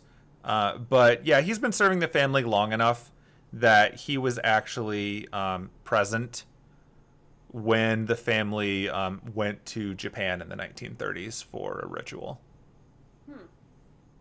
Ah, got it. Like, it didn't stand out to you much before because you didn't know or really care. It was just like a minor thing that, you know, that following that the family kind of split, like with one of the, like with Lavisa, the one who returned to Europe and continued on in Mage Society, and her sister staying, like, essentially staying in Japan or disappearing. Like, it's not really clear to you. But he came back with Lavisa. But yep, he's walking in. He seems a little disoriented at first, similar to how the two of you were when you first came in, and how apparently most of these people are. It's a little uncomfortable. Oh, Anise, how are you? Oh, Didn't expect to see you here. It's been a while. Yes, quite a while. You know everybody. Holy cow. Apparently, Lupin steals from a lot of people I know. He does that, yes. I assume you're here to get something back for the Edelfeld. I am indeed, yes. He took something from our private collections. Well, not he, but one of his ancestors took something from our private collection a few years back, and we received the invitation, and while Mistress Lavisa would have liked to attend, she's currently preoccupied, and she sent me in her stead. How is she doing? She's been doing quite well, thanks in no small part to your contributions. Your potions have truly kept her alive, and that's wonderful. Mostly been grandfather, but I'm happy that I was able to take up his mantle. It's truly appreciated. Like, as I'm sure you're aware, we are longer lived than many of our family members, and to have them around longer is truly a gift. In fact, she's been more active lately than I've seen her in years, so you've done a number for her. Well, good. I hope I can continue to help. Yeah, it's just she's actually taken to traveling again. She'd been stuck at home for so long, but a few months ago we actually visited some old family friends. So that was nice. It was her first trip in a long time. Hang on. I'm rolling something. Yeah. Oh, was it to a castle in Germany, by any chance? He sort of pauses for a second when you say that. He goes, yes, how did you know that? Well, we've been there recently, is all. Oh, have you? Interesting. How are the Einsburns doing? Well, much like with Lavisa, my potions are keeping one of the members of their family alive. Oh, that's right. I recall that. I believe we helped you get in touch. They're alive still. That's good. They tend to be short-lived but plentiful. Yes, suppose you could say it like that. Oh, I'm sorry. Where are my manners? Penelope. Yeah. This is Fidan, Penelope. It is a pleasure to meet your acquaintance. You strike me as a bardic individual. Is that accurate? Yeah. Excellent. Yeah. You look like you've got a story to tell. I mean, don't we all? We all have tales, but few of us are good at telling them. I mean, I'll be telling a few of them later tonight on the stage because I'm singing. That makes sense. I look forward to it. I realized how weird that sounded as soon as I said it, but here we are. No, I do look forward to it. Yes, so, yes, I'm here to recover something for the Edelfelt family. I don't suppose you've had a chance to look around. It hasn't been a very long time since the doors opened. Oh, we got here early. Yeah. Yes, so we've had a bit of a chance to look around this floor, at least. There are 2 other floors that we weren't really able to look at. I see. Yes, I suppose... Well, quite frankly, have you happened to come across a shield? That's what I'm looking for.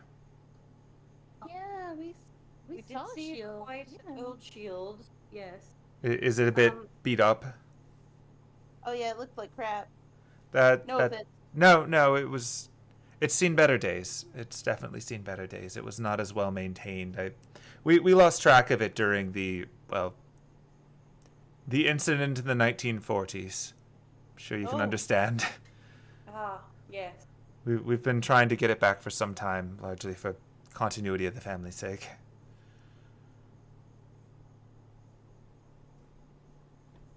But yeah, it's definitely here. It is here. We're not sure exactly how you go about reobtaining the things that were stolen from you, but it's sure to be an interesting night. There's quite a lot here. I don't doubt it. It seems like he's stolen from, well, everyone worth stealing from, I suppose. Surprising number of people I know. Lavisa seemed to think it was a badge of honor to be stolen from, but she still wants it back. So, I mean, if you can think of it respect like that. Apparently, Master Lupin has stolen from, and Kim can't remember where the fountain pen came from. Oh, from Atlas. Yeah. He's stolen something right off of a desk from the Atlas Institute, apparently. That serves him right. They're so smug and not open to sharing, but I suppose if you've got limited access to magecraft, you'll work with what you can. Oh, and he stole something out of the Wandering Sea. If you... Really? Yes. That is more impressive. Yes, quite. And there's a dragonborn here. We tried to convince him to lower his disguise, but he wasn't quite willing. But by the end of the night, A real one? yes. That is Shook his hand fascinating. and everything. Oh, I'm sorry. No, that's impressive. I've been alive for a long time and I've never seen one myself. Well, I'll have to keep an eye. Point him out to me if you see him later. Well, he's an old man, and he was attempting to. He was scratching his chin, but it was really more of his forehead, I think. Not accustomed to illusion. He should be quite easy to see. Well, then I'll definitely look forward to that. I mean, I'm here first and foremost for, my lady, of course, but I suspect that with enough time I'll get a chance to see others as well. Yes, I feel like Lupin is not going to let this just be a walk-in, take your thing, and walk out type situation. No, my understanding is that he's a bit more in favor of putting on a show. And that's what Penelope will be doing later. Yeah. Well, that definitely makes sense then. Are you acting as greeters here, or are you simply passing the time? We're just seeing who comes in. Very entertaining. And apparently we're interrogating each one as they come in. I Well, convinced the Dragonborn I was Lupin. oh, really? Huh. I did. Still think he was just humoring us. But... No, I still think he really thought I was Lupin. Perhaps their reputation as being wise and possessing such chiseled abs is not earned after all. No matter. I look forward to meeting him. There's no telling what he has under that illusion. Well, That's true. it's very nice to see you again, Anise, and Miss Penelope. Yes. Excellent. So he reaches out his hand to shake Penelope's hand since you're new. She shakes back. Okay. All right. So you shake back. Good handshake. He's not squeezing too hard. He does the polite way of greeting a halfling, which is not going down on your knees like you're interacting with a child. Like, Good. he's very regal in that respect. He's allowed to live. Okay. All right. So he's gonna walk away now to presumably go look for a dragonborn or a shield, depending. Penelope, give me a perception check. Okay. Perception. It's not good. It's an 8. That's fine. You really, this is really just seeing if you roll a 1 and don't notice something at all. You just had to hit like a 5. So yeah, there's a little bit of a plant matter stuck on your sleeve from when he shook your hand. Well, you don't really have sleeves, I guess, on your skirt. Impressive. I don't have Yeah. sleeves. No, like when you shook hands with him, like something that was apparently stuck on his sleeve brushed off onto you. It's a little bit of green plant of some kind. I hold it out to him. You drop this. Oh, I'm so sorry. He reaches over, like, Anise, you can see just from looking that it's mistletoe. My apologies. I tend to lose track of my spell components at times. So he nods to the two of you, and then he continues to walk away. Okay, Anise. This might be completely bonkers. Was that mistletoe? That was. Was that what we found in the castle? He cast the spell. So he was there. Oh, he was absolutely. Oh, He travels. He always travels with Miss Lavisa. Oh. Oh. So I've known Mr. Fidan since I was a child. Really, he did business with my grandfather more than me. But Wonder how many more half-elves are going to show. you know, I wonder how many more I'm going to apparently know. It's. I mean, it makes sense that he stole something from the Edelfelts and that they would send Mr. Fidan to get it. True. Oh my god, we still have their bag of gin. Tell them. I mean, no, we don't. The Edelfelts are very rich. I'm sure they didn't even notice. They're among the richest of mage families. Like the Edelfelts, unlike the Tosaka, like both of them use gem magecraft, but the Edelfelts invested in way more successful things than the Tosaka did, because the Tosaka were all busy trying to fight all these Grail wars and other stupid stuff. Yeah. So Put it this way, I make a potion for Lavisa, kind of like how I make a potion for Echo. And the potion that is bought. Hang on. Let me get my brain back in order. And well, the potion I make for Mistress Lavisa pays for my rent entirely for a year in London. Please no. Yes, we've been giving them those potions, or making them those potions for years, and that's how we can live in London and have room for a garden. Yeah, damn. yeah, the two of you are actually really well off, even outside of the Einsburn fortune. That's Mage life.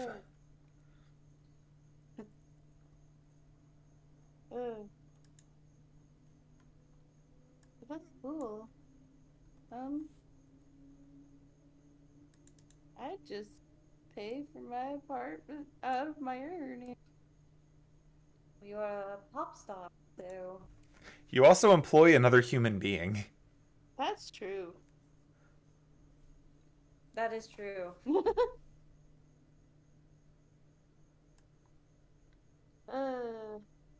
Mage love. Yeah. Oh hey! Hey, this one you know. It's Roombas. What's your name? Catherine. It's Catherine.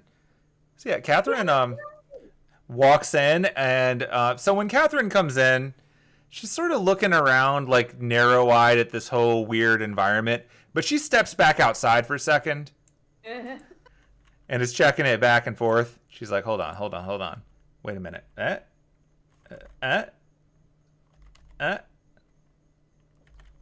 Looks out the window.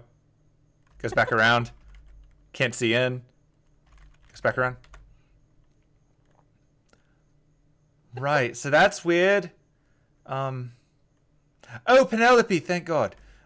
So, like, what is this place? How does it work? And where do I get one? I don't know. I've been trying to figure that out all night. You're gonna have to ask Lupin. It's magic. Of course it is. Of course it is. Everything's magic. Right. Yes. So it's nice to see the two. You look very nice, by the way. I like your dresses. They're fabulous. Like I'm stuck in the Atlas outfit, part of my punishment, but regardless, you know, it's nice. It's fine. I mean, you know, if you don't mind looking like discount Hogwarts, but no, you look fabulous. You look beautiful, both of you. Yeah. Anise, who does your hair? Oh, Penelope. Penelope, can you do my hair? Yeah. Excellent. We'll have to meet up later. I don't have as much to work with, but you know, I think I can make it worth your while. It'll be fun. Want some flowers in your hair. Yeah. I could get some extensions, maybe things that like whip around and attack people if they're mean to me. I mean, that would be cool.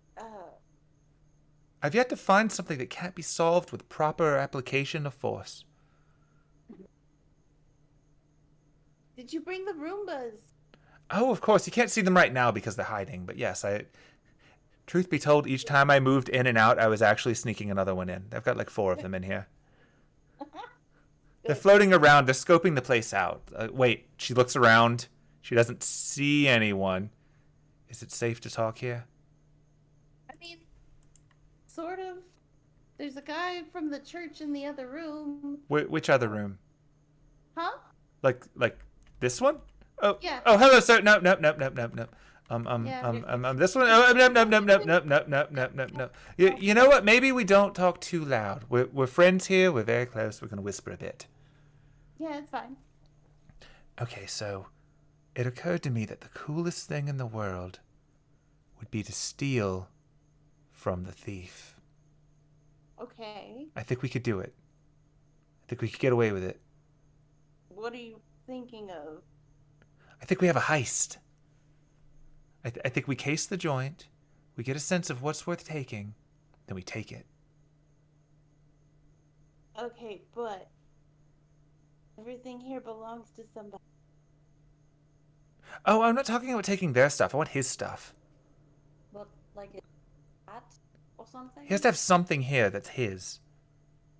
It's his house. Like, presumably something here belongs to... I want to take it. You see, he took something that embarrassed my boss. So if I bring back my boss's thing and something of his, I might be in the goods. I mean... Also, it's a really good story. I mean, yeah, you're not wrong. The problem is I haven't really noticed anything other than, like, a chair, maybe? Is it a nice chair? I mean, they're just boring-ass party chairs from what I've seen. That's not it. No, his chair would look like a throne of crime.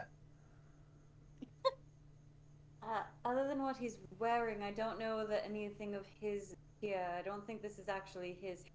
Yeah, where there's... he lives. I don't think there's anything in here that can be removed, because it's... I think... It's like... I think it's like a bag of holding, kind of? Like a giant house-shaped bag of holding? Oh, that's claustrophobic. A little bit.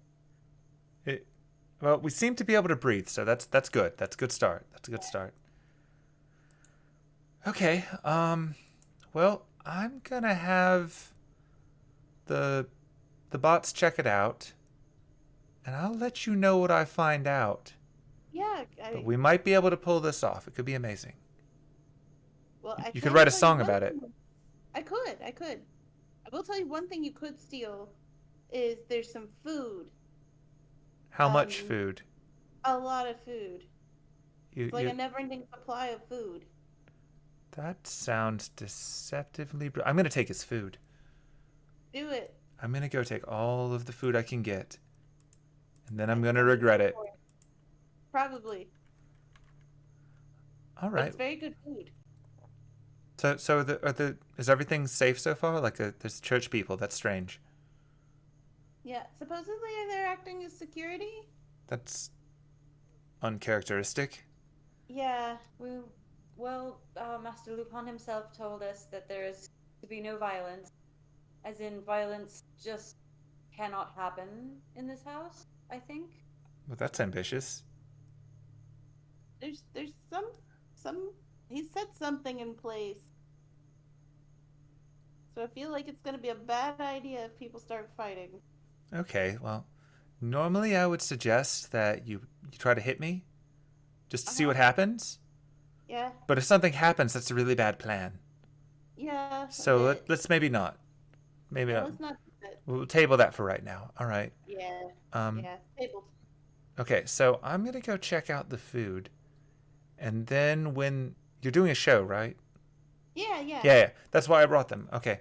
So we'll have to coordinate a little bit of it. I think it'll be a bit of a light show. We can have a bunch of different colors. It'll be fun. I'm going to try to get them to blink in unison when you hit different notes. Ooh, that'd be cool. So that at the very least we might be able to give him a seizure and then take his stuff.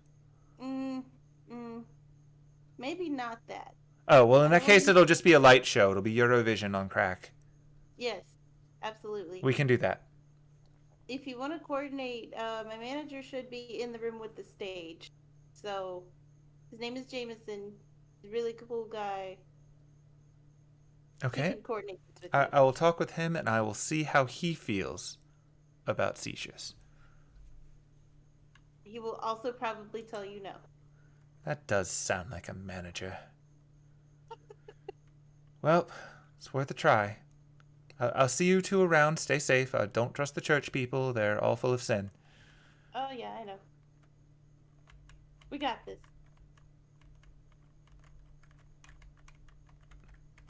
Oh, nope, that's the bathroom. I found the bathroom!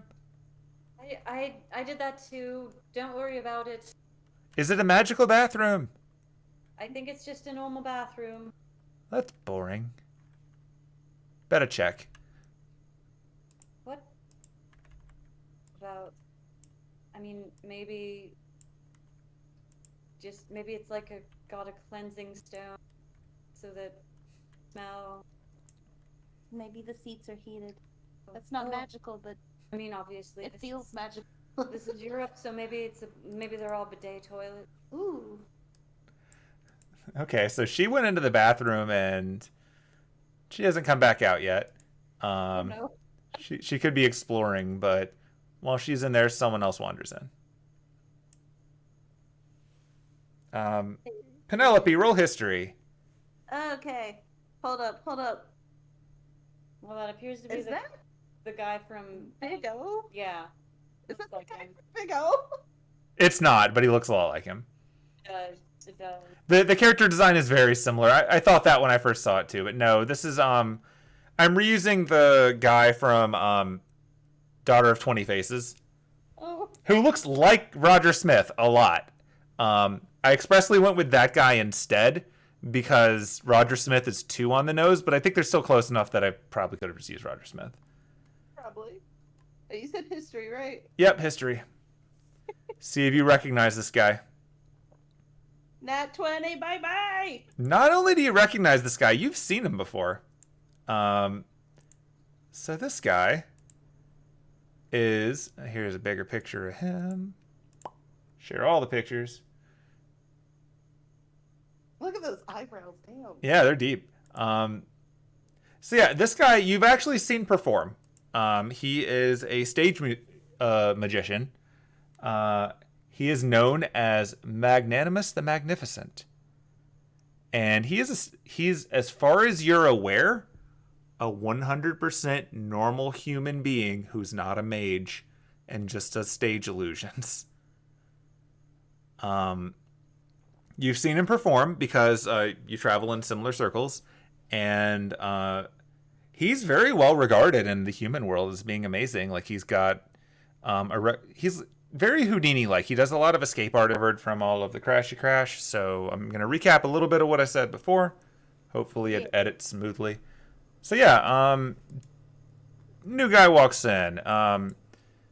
Penelope recognizes him as Magnanimous the Magnificent, to her knowledge, completely normal stage illusionist who is pretty well known in entertainment circles, especially in Europe, because he's kind of the current day equivalent of a David Copperfield type stage magician. Like, yeah, he does escape artisty stuff like Harry Houdini, but really it's his showmanship and his ability to translate the stage tricks of old to more sensationalized, big, larger than life things that gets attention.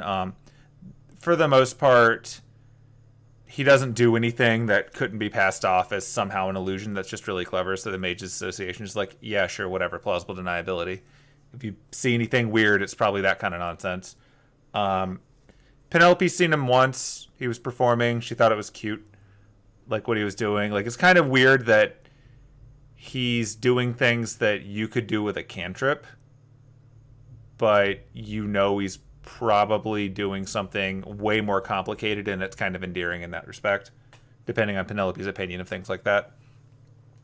Him showing up here is strange.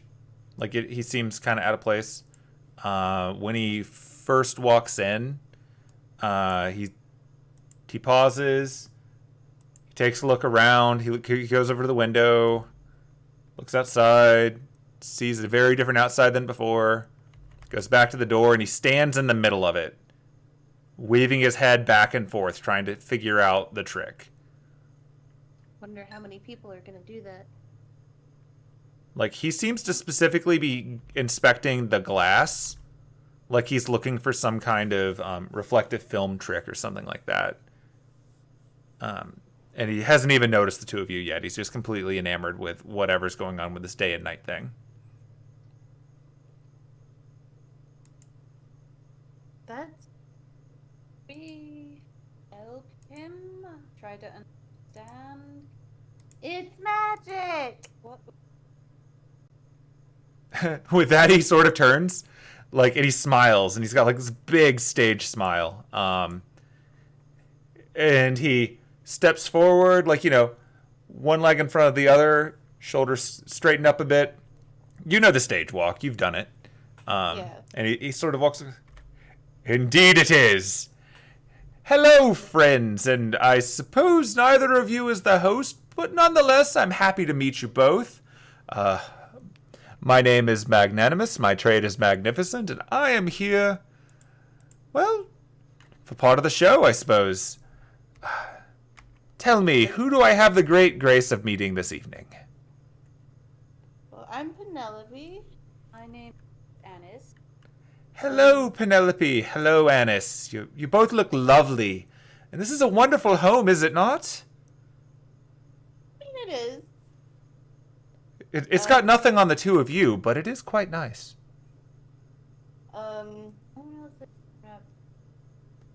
Yeah. Sorry, that might have been my bad then. I thought it was supposed to be fancy. I did too. But yeah, no, I'm here performing, and Yeah. Annis is here to retrieve something for a friend. Ah, were you also the victim of our glorious host? Something like that. You kind of caught at the beginning of that he slipped out of the stage voice for just a second, and then he sort of slotted back into it. Like, maybe he's still a little bit uncomfortable. So, what did you lose? What did I lose? Yeah. Well, if I must be honest, I'm afraid one of my magician's tools was taken from me. It's a wonderful staff about yay big. And then he holds his hands out at varying widths. Gets a bit bigger, gets a bit smaller. You know the kind. It's you know, a tool of the stage, a tool of the craft. One of those trick wands. Will you be performing today? I'm not quite sure. Like, I'm technically here as a guest, and that's a different experience. But if there's a stage, I don't know how to stay off of it, if we can be Oh, honest. boy. You're gonna have to stay off when I'm on there. I'm sorry. Oh, are you performing as well? Yes. Excellent, excellent. Tell me, are you a singer? Are you a dancer? Are you a Yes. musician? Yes. Ah, an entertainer. Wonderful, wonderful. Comrade in arms. Excellent. Yes, I obviously my trade is the deception of the mind. And the well really that's most of it, isn't it? I could never quite get the hang of singing. I like the idea of it, but it's just not where my talents lie. Mm. I mean, you are pretty talented. The stuff you do is pretty cool. Why, thank you. I can tell you try really hard. And I hope I succeed. Yeah? Yeah? Um, out of curiosity, from like one performer to another, Of course, of course. do you use actual magecraft to do your stage magic, or is it just straight up stage magic? Magecraft. Is that what That's the kids are calling magic now? It's catchy. No. No. Okay. Your name was Magnanimous, right? That's what the marketing team came up with. I just run with it. It sounds nice. What should we actually call you? Magnificent, of course. Oh my god. So, Mag, here's the thing. You might see some things tonight that your brain can't quite comprehend. Oh, I should hope so. Just for your sake, just kind of roll with it, don't question it. Of course, of course. It would be an absolute travesty to call attention to it. I'm sure everyone here is quite talented in their own way. Like, this is nothing if not a guild of performers. Huh. Anise just does the cantrip, produce flame, just in her hand. Oh, lovely. This is real, actual magic. I am not... No, I understand. I understand. He winks at you. No, I am not using any sort of matches to produce this. It is coming from my soul. It is actual, real magic. I just, like, I put down the popcorn, obviously, and just kind of put, like, it goes from hand to hand to hand. Oh, this is good. You're very talented. Well, I can do something like that, too. And he snaps his fingers, and you see cards fly out from one sleeve and up the other. Huh? Huh? Well... I have to save the good things for the stage, of course. Anise just puts the fire out. Well, I tried. I really tried.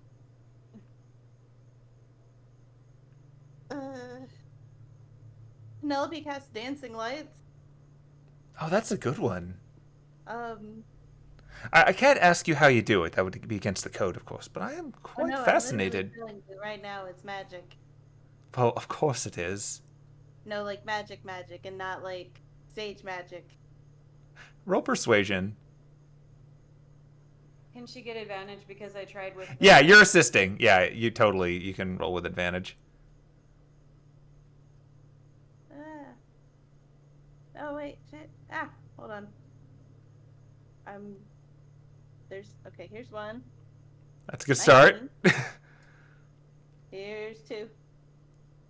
16. Ah, spicy.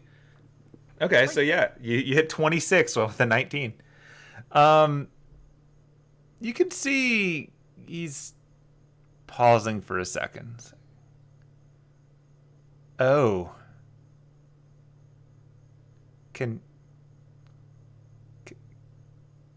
Oh. And he's sort of deflating a little bit.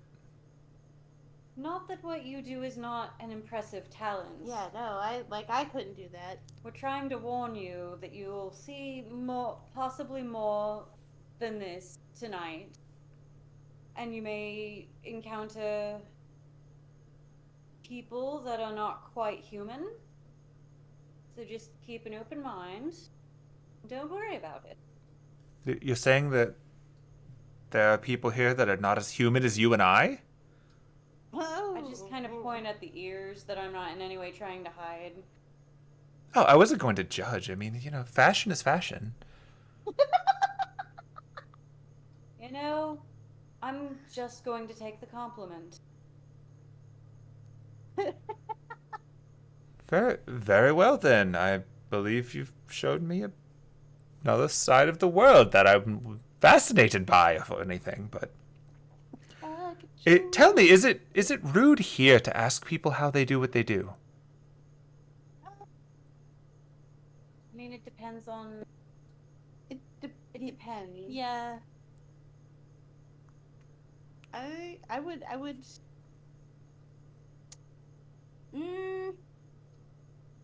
Maybe I wouldn't ask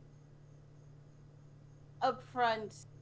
Maybe get a little deeper into your conversation before you start asking about things like that. Of course. Like, small talk is the art of the deal. I understand. Very well, then. I suppose I will hold to magnificence in spite of my newly expanded worldview of my limitations. Thank you. Don't worry, you're still magnificent. It's fine. Well, that can't be changed. Some things are constant.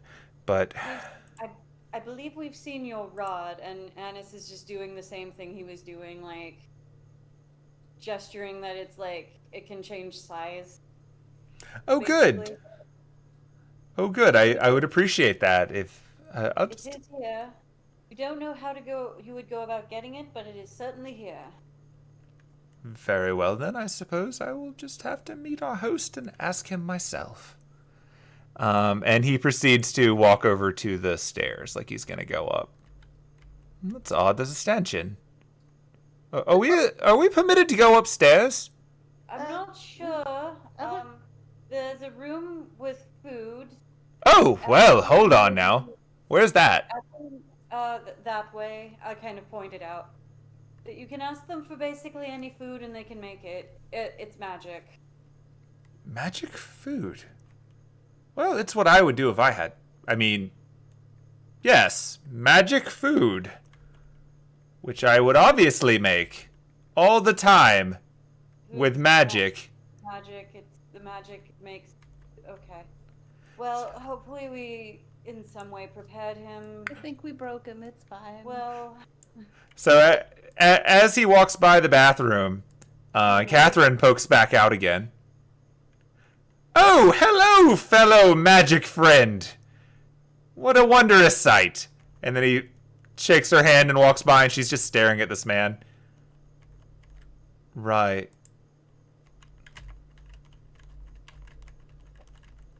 That guy's a weirdo. He's a completely normal human somehow. Stage magician. Didn't Really? Real magic existed until about a minute ago when we showed him. Yep. Oh, I'm going to tell him all kinds of things. Hold on, I'll be right back.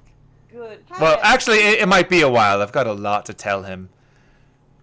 That's okay. You'll probably do a better job than we did. I think we broke him. Yeah. What is the morality of lying to a person who doesn't know better? I wouldn't. That's fair. He's got enough to take in. Yeah. All right, well, I will see to it that he doesn't get murdered. Good plan. Too much. Well.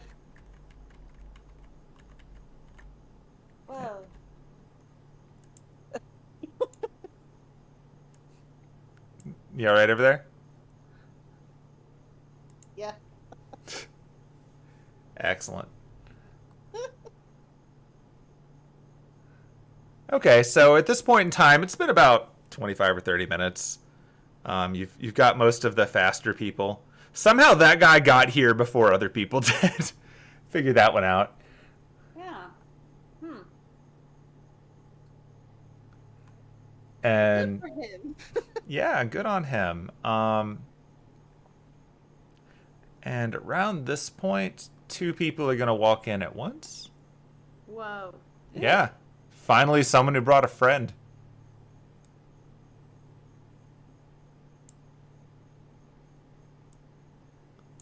And both of you can roll history.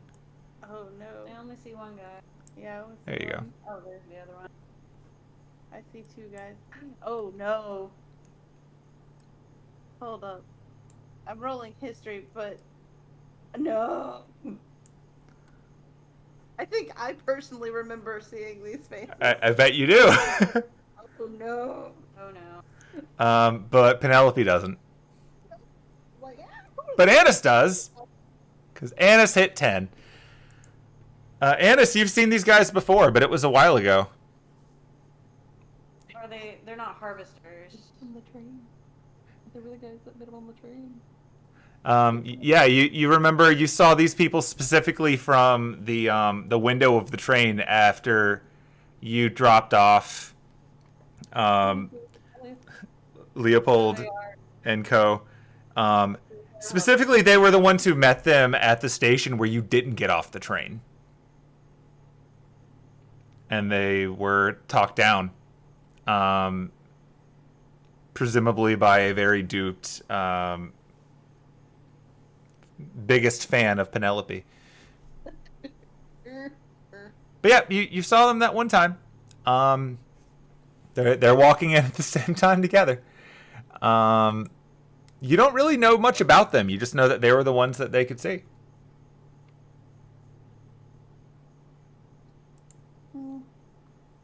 These guys look really boring.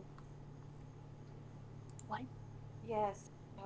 They met our friends on the train station. Oh. At the train station. Oh. So the two of them walk in.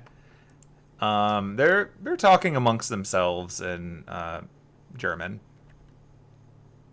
and they see the two of you. Don't really think much of it, and keep walking. They don't seem to be as hung up on the entrance. Like, they didn't take it as nonchalantly as the others did, but they recovered from it pretty quick. Like, they're just used to this weird mage stuff. They're basically just chit-chatting. Yeah. Yep, you can roll perception if you want to try to eavesdrop as they walk by. Yup, I will. Oh! Dramatic! High five. Yeah, that was super dramatic. Okay. So as they're walking by, you can hear. I'm just gonna differentiate them because, like, you never actually learned their names. You just know that they were the people that were contacted via phone before they got pulled off. I think in the phone messages they referred to with an A and a K. But regardless, so yeah, as they're walking by, the guy with the more stern-looking face and the let me just share a picture for ease of viewing it. Why do I have 2 pictures of this guy? Was it that long ago? It was that long ago. I changed his picture at some point. Whatever, they're the same guy. It was a long time ago. It's like you can tell who's been around since like 3 years ago when I started playing this game. Yeah, and who you added after Pick-Brew became a thing in your life. That is definitely true. Pick-Brew has made it a lot easier. I'm glad. Yeah.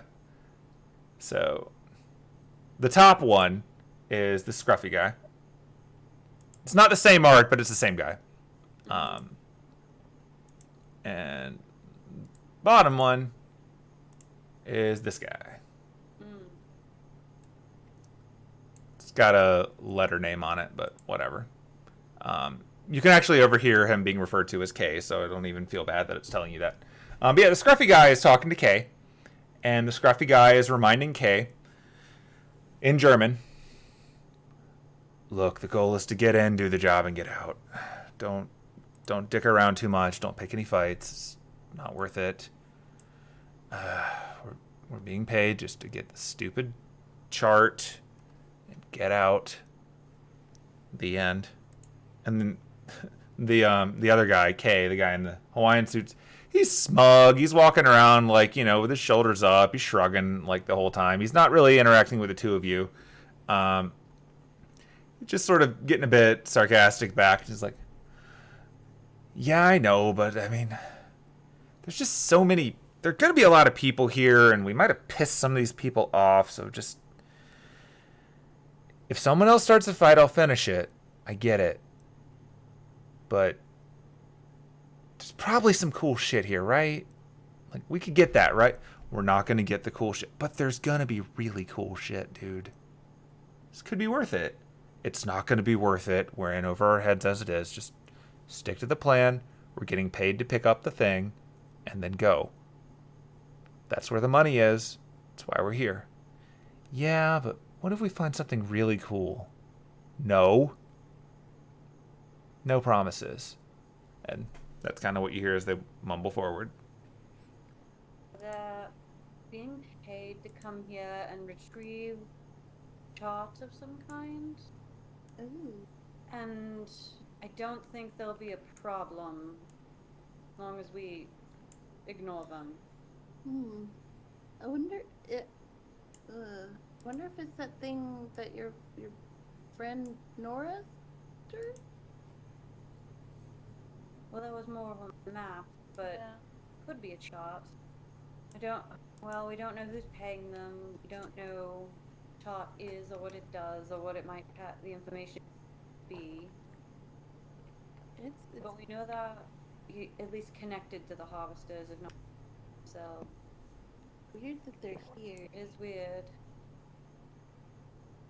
One of them was saying not to start any fights or try and take anything other than start. The other one was going on about how there's some cool shit here, which he's not wrong. He's not wrong. There's a T-Rex.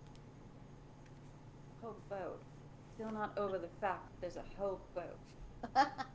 I guess we can keep an eye on them, but... Ooh, I hope this doesn't screw things up for my performance later. Because I was not planning on going in disguise for that. I never do. I mean, neither of us are making any sort of effort to hide our ears now, so... That's...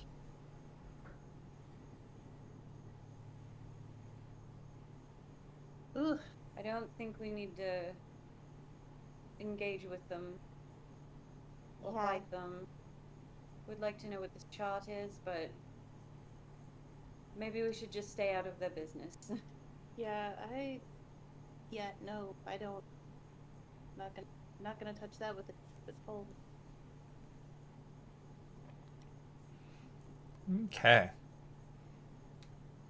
And after the two of them show up, there's a bit more of a delay. You get the sense that maybe most of the people that are going to be active, or at least the ones who are on top of getting here quickly, are here. About the time that things have calmed down enough that your focus has wandered,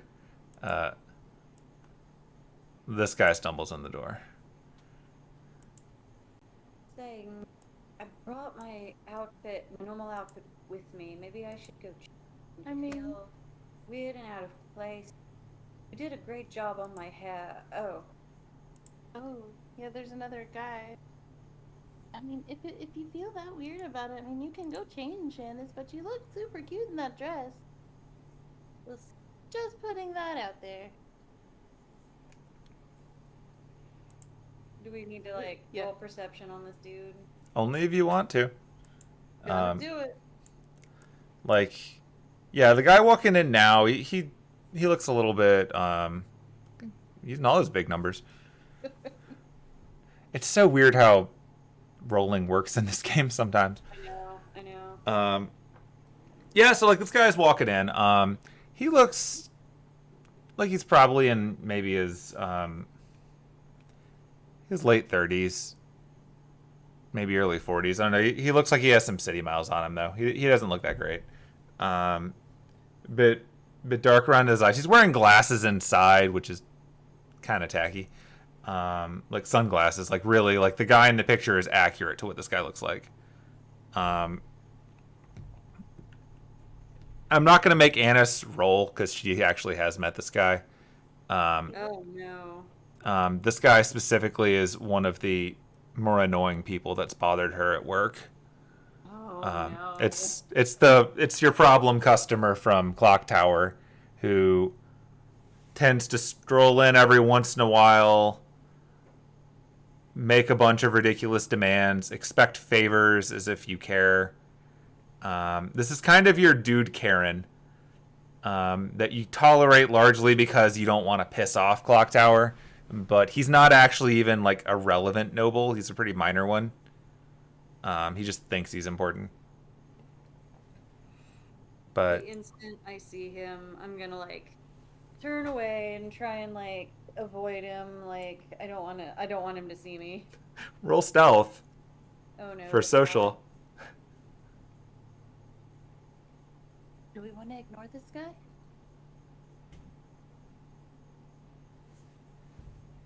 I'm out of popcorn. Suddenly, I would like to go get some more, but I'm gonna go the long way. Okay. Okay. Do you want me to come with you? If you want to. I mean, I'm good on my popcorn. I'll be right back. Oh, okay. Okay, so as Anise is wandering around, this guy walks in. His hands are kind of in his pockets, and he's sort of looking around, like he's casing the place almost. That's weird. Expected a butler. Oh, do I know his name? This guy, yeah, you would, because he makes a big deal of telling you. This is Lord Reginald Haywood Esquire.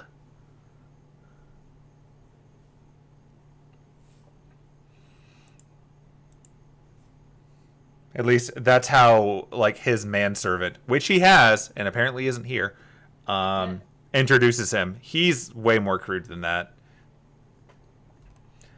I expected to get the best service worthy of my station. As far as I can tell, all I've got is... Looks over at Penelope. I guess you'll do. Okay, are you going to carry my stuff? You don't look like you could carry that much. I don't work here. Oh, well, that's even more offensive. Like, where's the help? Have you seen the help? Yes. They're all busy actually doing their jobs. Clearly not if they're not here. I mean, they're not always gonna wait on you. That doesn't sound like the help. I mean, they're doing their jobs. They're preparing the party. This is miserable. Hmm. Can't believe everyone called in sick at the same time. Like they didn't want to go to a party or something. Whatever. Where's the boss here? I need to dress him up for lack of respect. I don't know, but what are you here for? Here to get my shit. Well, so is there... Are you responsible for bringing me my shit? Is that... I thought you didn't work here. No. He gets all up in your space, too. He's like all leaning in at you, All looming right, down. You're gonna have to get the fuck out of my face. Roll intimidation. Okay.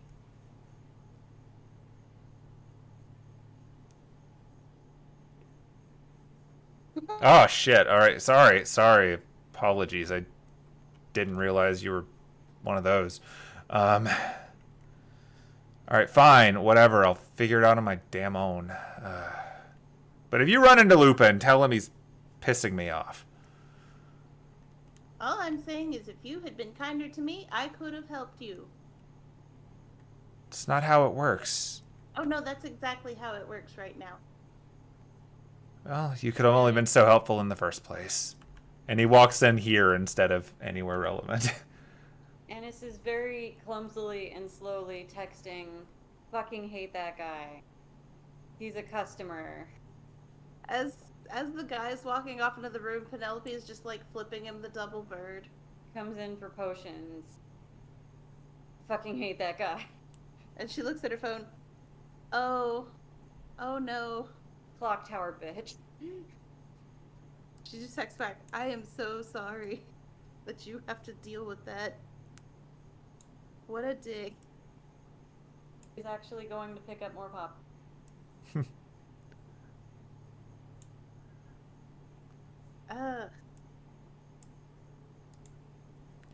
Yeah. Why are clock tower guys so fucking rude?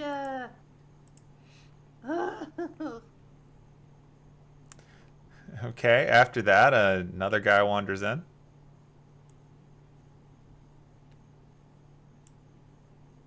Is the coast clear? She texts. For now, she texts back. There's another person walking in. Grab some pop. Check on. Gonna roll a perception check. Okay. Her way back. Nope. Okay. I will also. Go for it. As you're rounding the corner, Anise can see this guy walking in. Oh, no. Wonderful. Would you like to borrow some halfling luck? Sure, I guess I can reroll that. Here, have Is some she halfling- close enough? I mean, it's fine. Yeah, go for it. Oh. Yeah. I'm not going to enforce that when you're in the same room like this. Yeah, it's fine. Yeah, I don't. Better. That's better. Yeah. Okay, so... Yeah, Penelope, you see this, this guy sort of walk in, similar to what you'd expected out of the old man before, like, you know, walking with the limp or what have you. But this guy is walking a bit slumpy for other reasons. Anise, you see a drunk man wander into this place. Probably has no business being here. He is totally drunk. We're talking like day drinking since yesterday. In terms of his actual like appearance and description, let's open that up. Do. Come back, token. I need you. It has all of your information. All right, so yeah. This guy is... He's doing that thing where you can't stand straight. You're just constantly correcting as you fall. As he sort of stumbles in, he doesn't even take a look at the weirdness of the windows. That's not really on his mind. But he's wearing some pretty old America-style clothes from, like, literally 80 years ago. Like, he kind of, like, you were making a joke about the Great Gatsby earlier. This guy looks like he thinks he fits in with the Great Gatsby. He's wearing clothes from, like, the 20s or the 30s or something. He looks kind of gangster in, like, the old sense. He's pretty sauced. He's got, do I actually have a picture of him? Yeah, why not? Here you go. There he is. He seems confused about his surroundings in general. But he's taking it in stride. Like, it's whatever, man. It's weird that he looks so drunk, because you would expect a person like that to be carrying a bottle or something, but no, he's just wandered in drunk.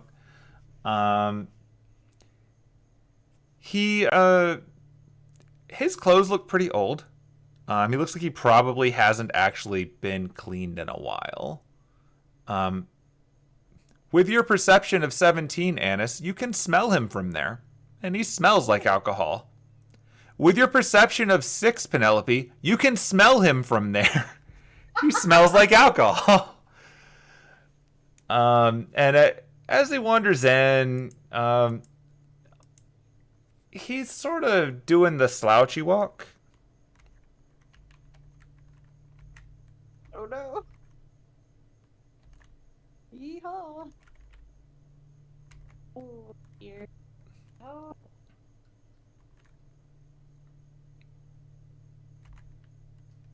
Ooh.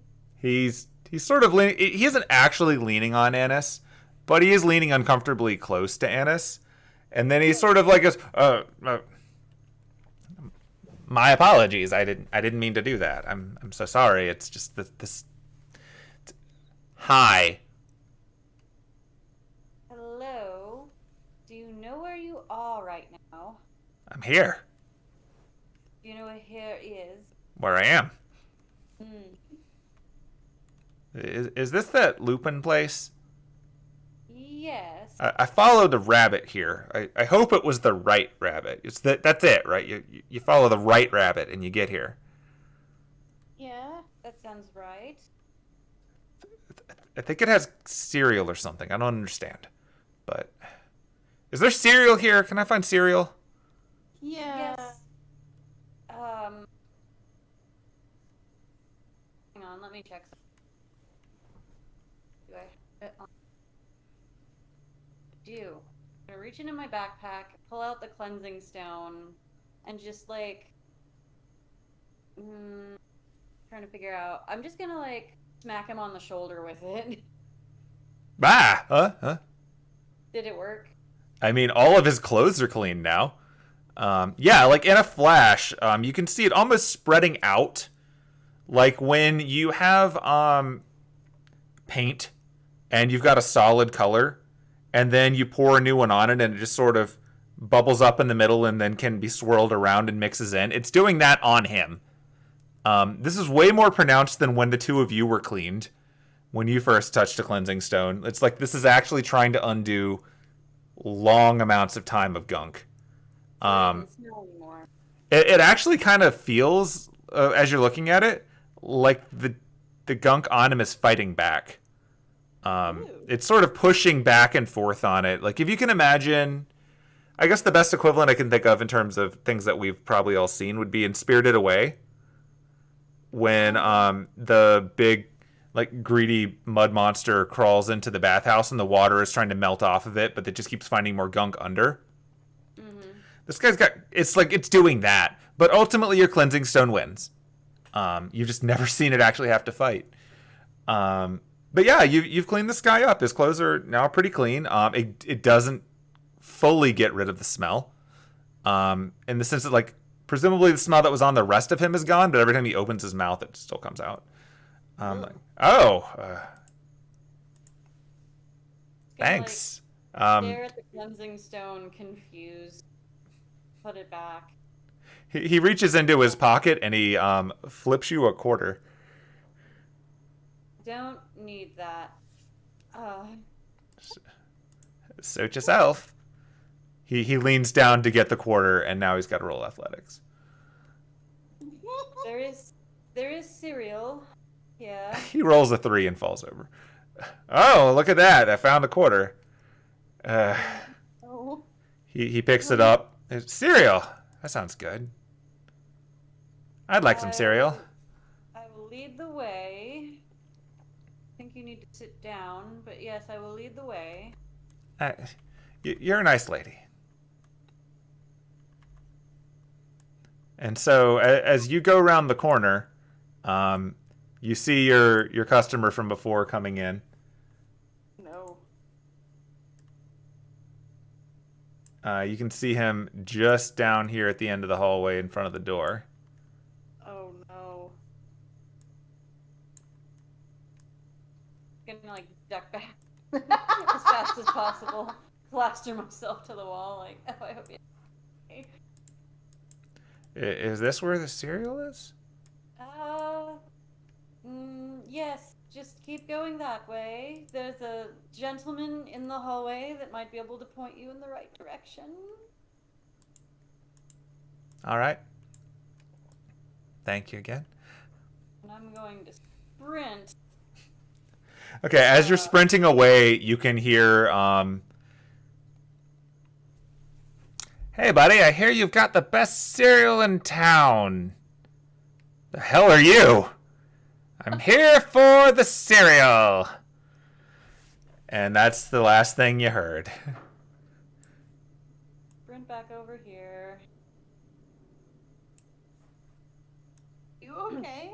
Well, I just handed a drunk friend off to Sir Reginald Haywood. Oh, is that what the asshole's name is? Yes. So hopefully that keeps them both occupied, because I don't want to deal with either of them. I don't blame you. What? What? The cleansing stone. Did you see how hard it had to work? Yeah, that's some nastiness right there. Could Lupin have possibly stolen? Who knows? Oh. Well, maybe he stole his shower. His soap. No. He stole his whole life. I How don't is he that drunk? I don't know. And still functioning? Well, I don't know. He's drunctioning. Oh, ugh. Okay. And with that, time marches on a little bit again. And when there's about 10 minutes left to midnight, um, uh, Yeah. a very tall woman walks in. Is it Lady Dimitrescu? No. No. It's a bit too early for that. Nope, a very tall woman. I will get you a picture because she benefits from Pickroof, so she gets a picture. I wonder how Richard's doing. Who knows? Maybe he's getting some food. I don't know. I just. Yeah, so this is a very tall woman. It's a Goliath, or she's a Goliath, I should say. She's a Goliath. She has some of the general facial markings of a Goliath. She's got short black hair. She's actually wearing a nice a very nice and well maintained business suit. Unfortunately, Pickroo can only go so far, but it's actually a very nice business suit.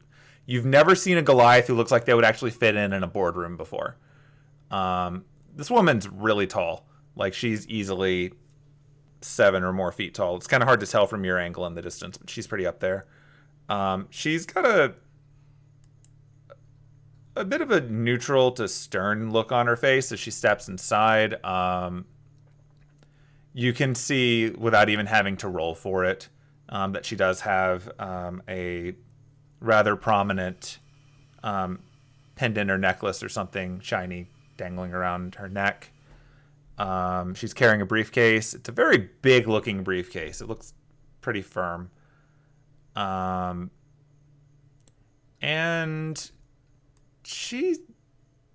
you don't need to even roll to see that she's kind of looking around in the main lobby for someone, and it's not the two of you. Look, we're not the only people who dressed up. Do you look like the Goliath in the locket? Yes. She Do looks I have the locket? exactly like the Goliath in the locket. Oh no. Oh no. Oh, it's in the bag of holding. Which. Oh boy. Oh, oh no. How do we. I mean, you have the bag of holding on you, don't you? Yeah, but it's tucked away. Yeah, it's not visible, but you have it, is the main thing. Yeah. Hi, lady. We've never met. I went to a really shady Chinese restaurant and bought a bag of holding, and a locket with a picture of you is in it. How do we do that? We'll figure it out. She looks really familiar. She... Locket. Oh. Oh. Probably looking for her partner. Maybe. I mean, I guess Lupin wouldn't have a partner here. No, that would be silly. Yeah. Holy cow, she's tall. She's a Goliath. I know, but that's... Holy... Ooh. It's still impressive. She's almost like two of me stacked together. She is pretty close to two of you stacked together. Yeah, she's over 7 feet tall. It's crazy. Yep, and she's walking in, and she's walking forward. You look very nice. She sort of pauses for a second and turns, and she puts on the... Like, you've seen it before. Like, you see Jameson use it a lot. Like, the business smile. It's not quite the real smile, but it shows that someone's putting some effort in. Thank you. You look lovely as well. Thank you. You both do.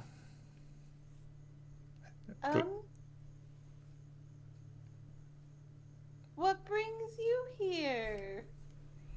I am here to recover something that was taken from my people a long time ago. And actually, have the two of you been standing here long? one of the first to arrive, so we have been here quite a bit. Yes? Have you seen another of my kind here? He looks, another Goliath like me. I was supposed to meet him outside, but he did not arrive. I'm wondering if he could not find the way because of the ridiculous ruse with the rabbit. That was quite mean of Lupin. No, we haven't seen... Oh, I mean, there was the Goliath at the guard post. That's true, but I don't know that that's who... No, that is not him. He hadn't seen one either. I was just hoping that maybe he missed it.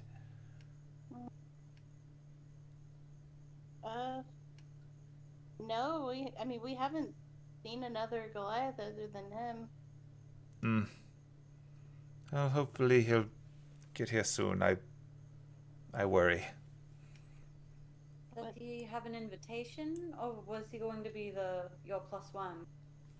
He was going to be my +1. I think I may wait here for another few moments and hope that he arrives. He was supposed to meet me in town here, yesterday, but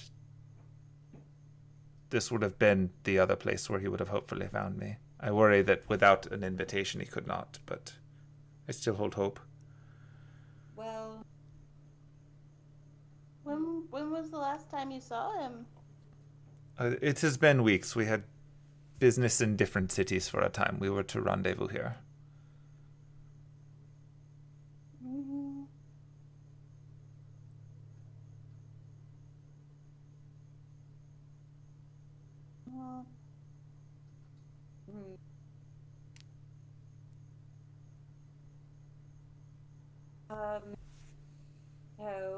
Could you come a little closer so we don't have to shout across the way? Of course, what are my manners? I am sorry. Yes. I think we have... Oh, not that close. I'm sorry. That was a bit much. What happened to your friend? What do you mean? So I bought a bag of holding from a less than reputable source, a Chinese restaurant here in town that also deals in phantasmal body part trading. What? I didn't know. I just wanted a bag of holding, and I was told I could go get one there. And then when we emptied, and I'm just going to pull it out, and when we emptied the bag of holding, we found this, and I'm going to pull out the locket. Hand it to her. Oh. Among other things, there was a crowbar, I think, some lockpicks. They were his tools, yes. I worry now. You say this place deals in parts? Yes, like... I'm trying to remember what I was on the secret menu. It was like blood and... There were a lot of charms, so to speak, that all, like, their names made it clear that they were rooted in different kinds of phantasmal species. You didn't see anything on there that alluded to a Goliath. Yeah. Possible that, I don't know, someone stole the bag off him, or he even sold it to them. I didn't see anything on there that were Goliath parts. It was a lot of, not pixies. I didn't think too hard about it. This Just is a needed a bag of disgusting holding. place. You can see that she's conflicted. Like, she knows she's got to do something important here, but she wants to go do something else. I can give you the address, and after you've recovered the artifact, you can go there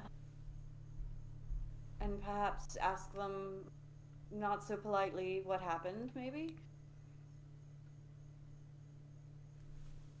That would be beneficial. I would appreciate that. I can try to contact others, perhaps, who can get there before I can. And so you see her pull out her own BlackBerry. Oh, hey! Same phone! Well, I don't think that will work inside here, but I think if you just step back outside, it should work. That makes sense. I'll do that. I hope he is okay. I can give you the rest of the things. I would give you the bag of holding back, but we do need it.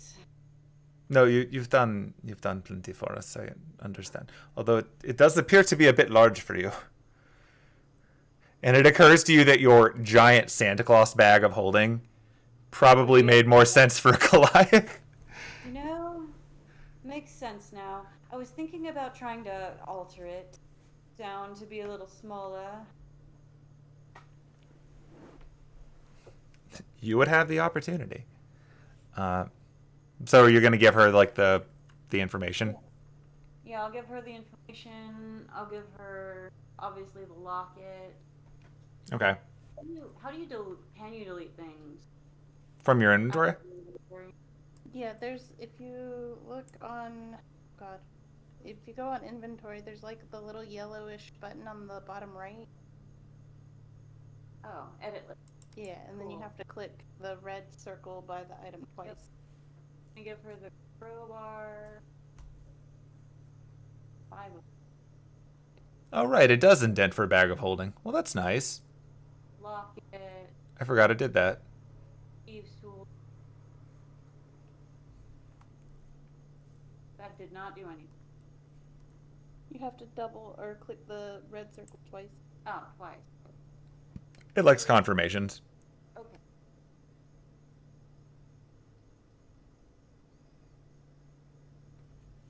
Rope was in the back. Okay. So you give her the information and you give her the contents. Yep. Okay, she's going to step outside and make a call. She's going to walk down. She's going to open that door. She's gonna... Sending a lot of people to get General So's chicken tonight. Gonna get a lot of business, and I don't know it's the kind of business that they want. Mages Association and these Goliaths. I mean, you know.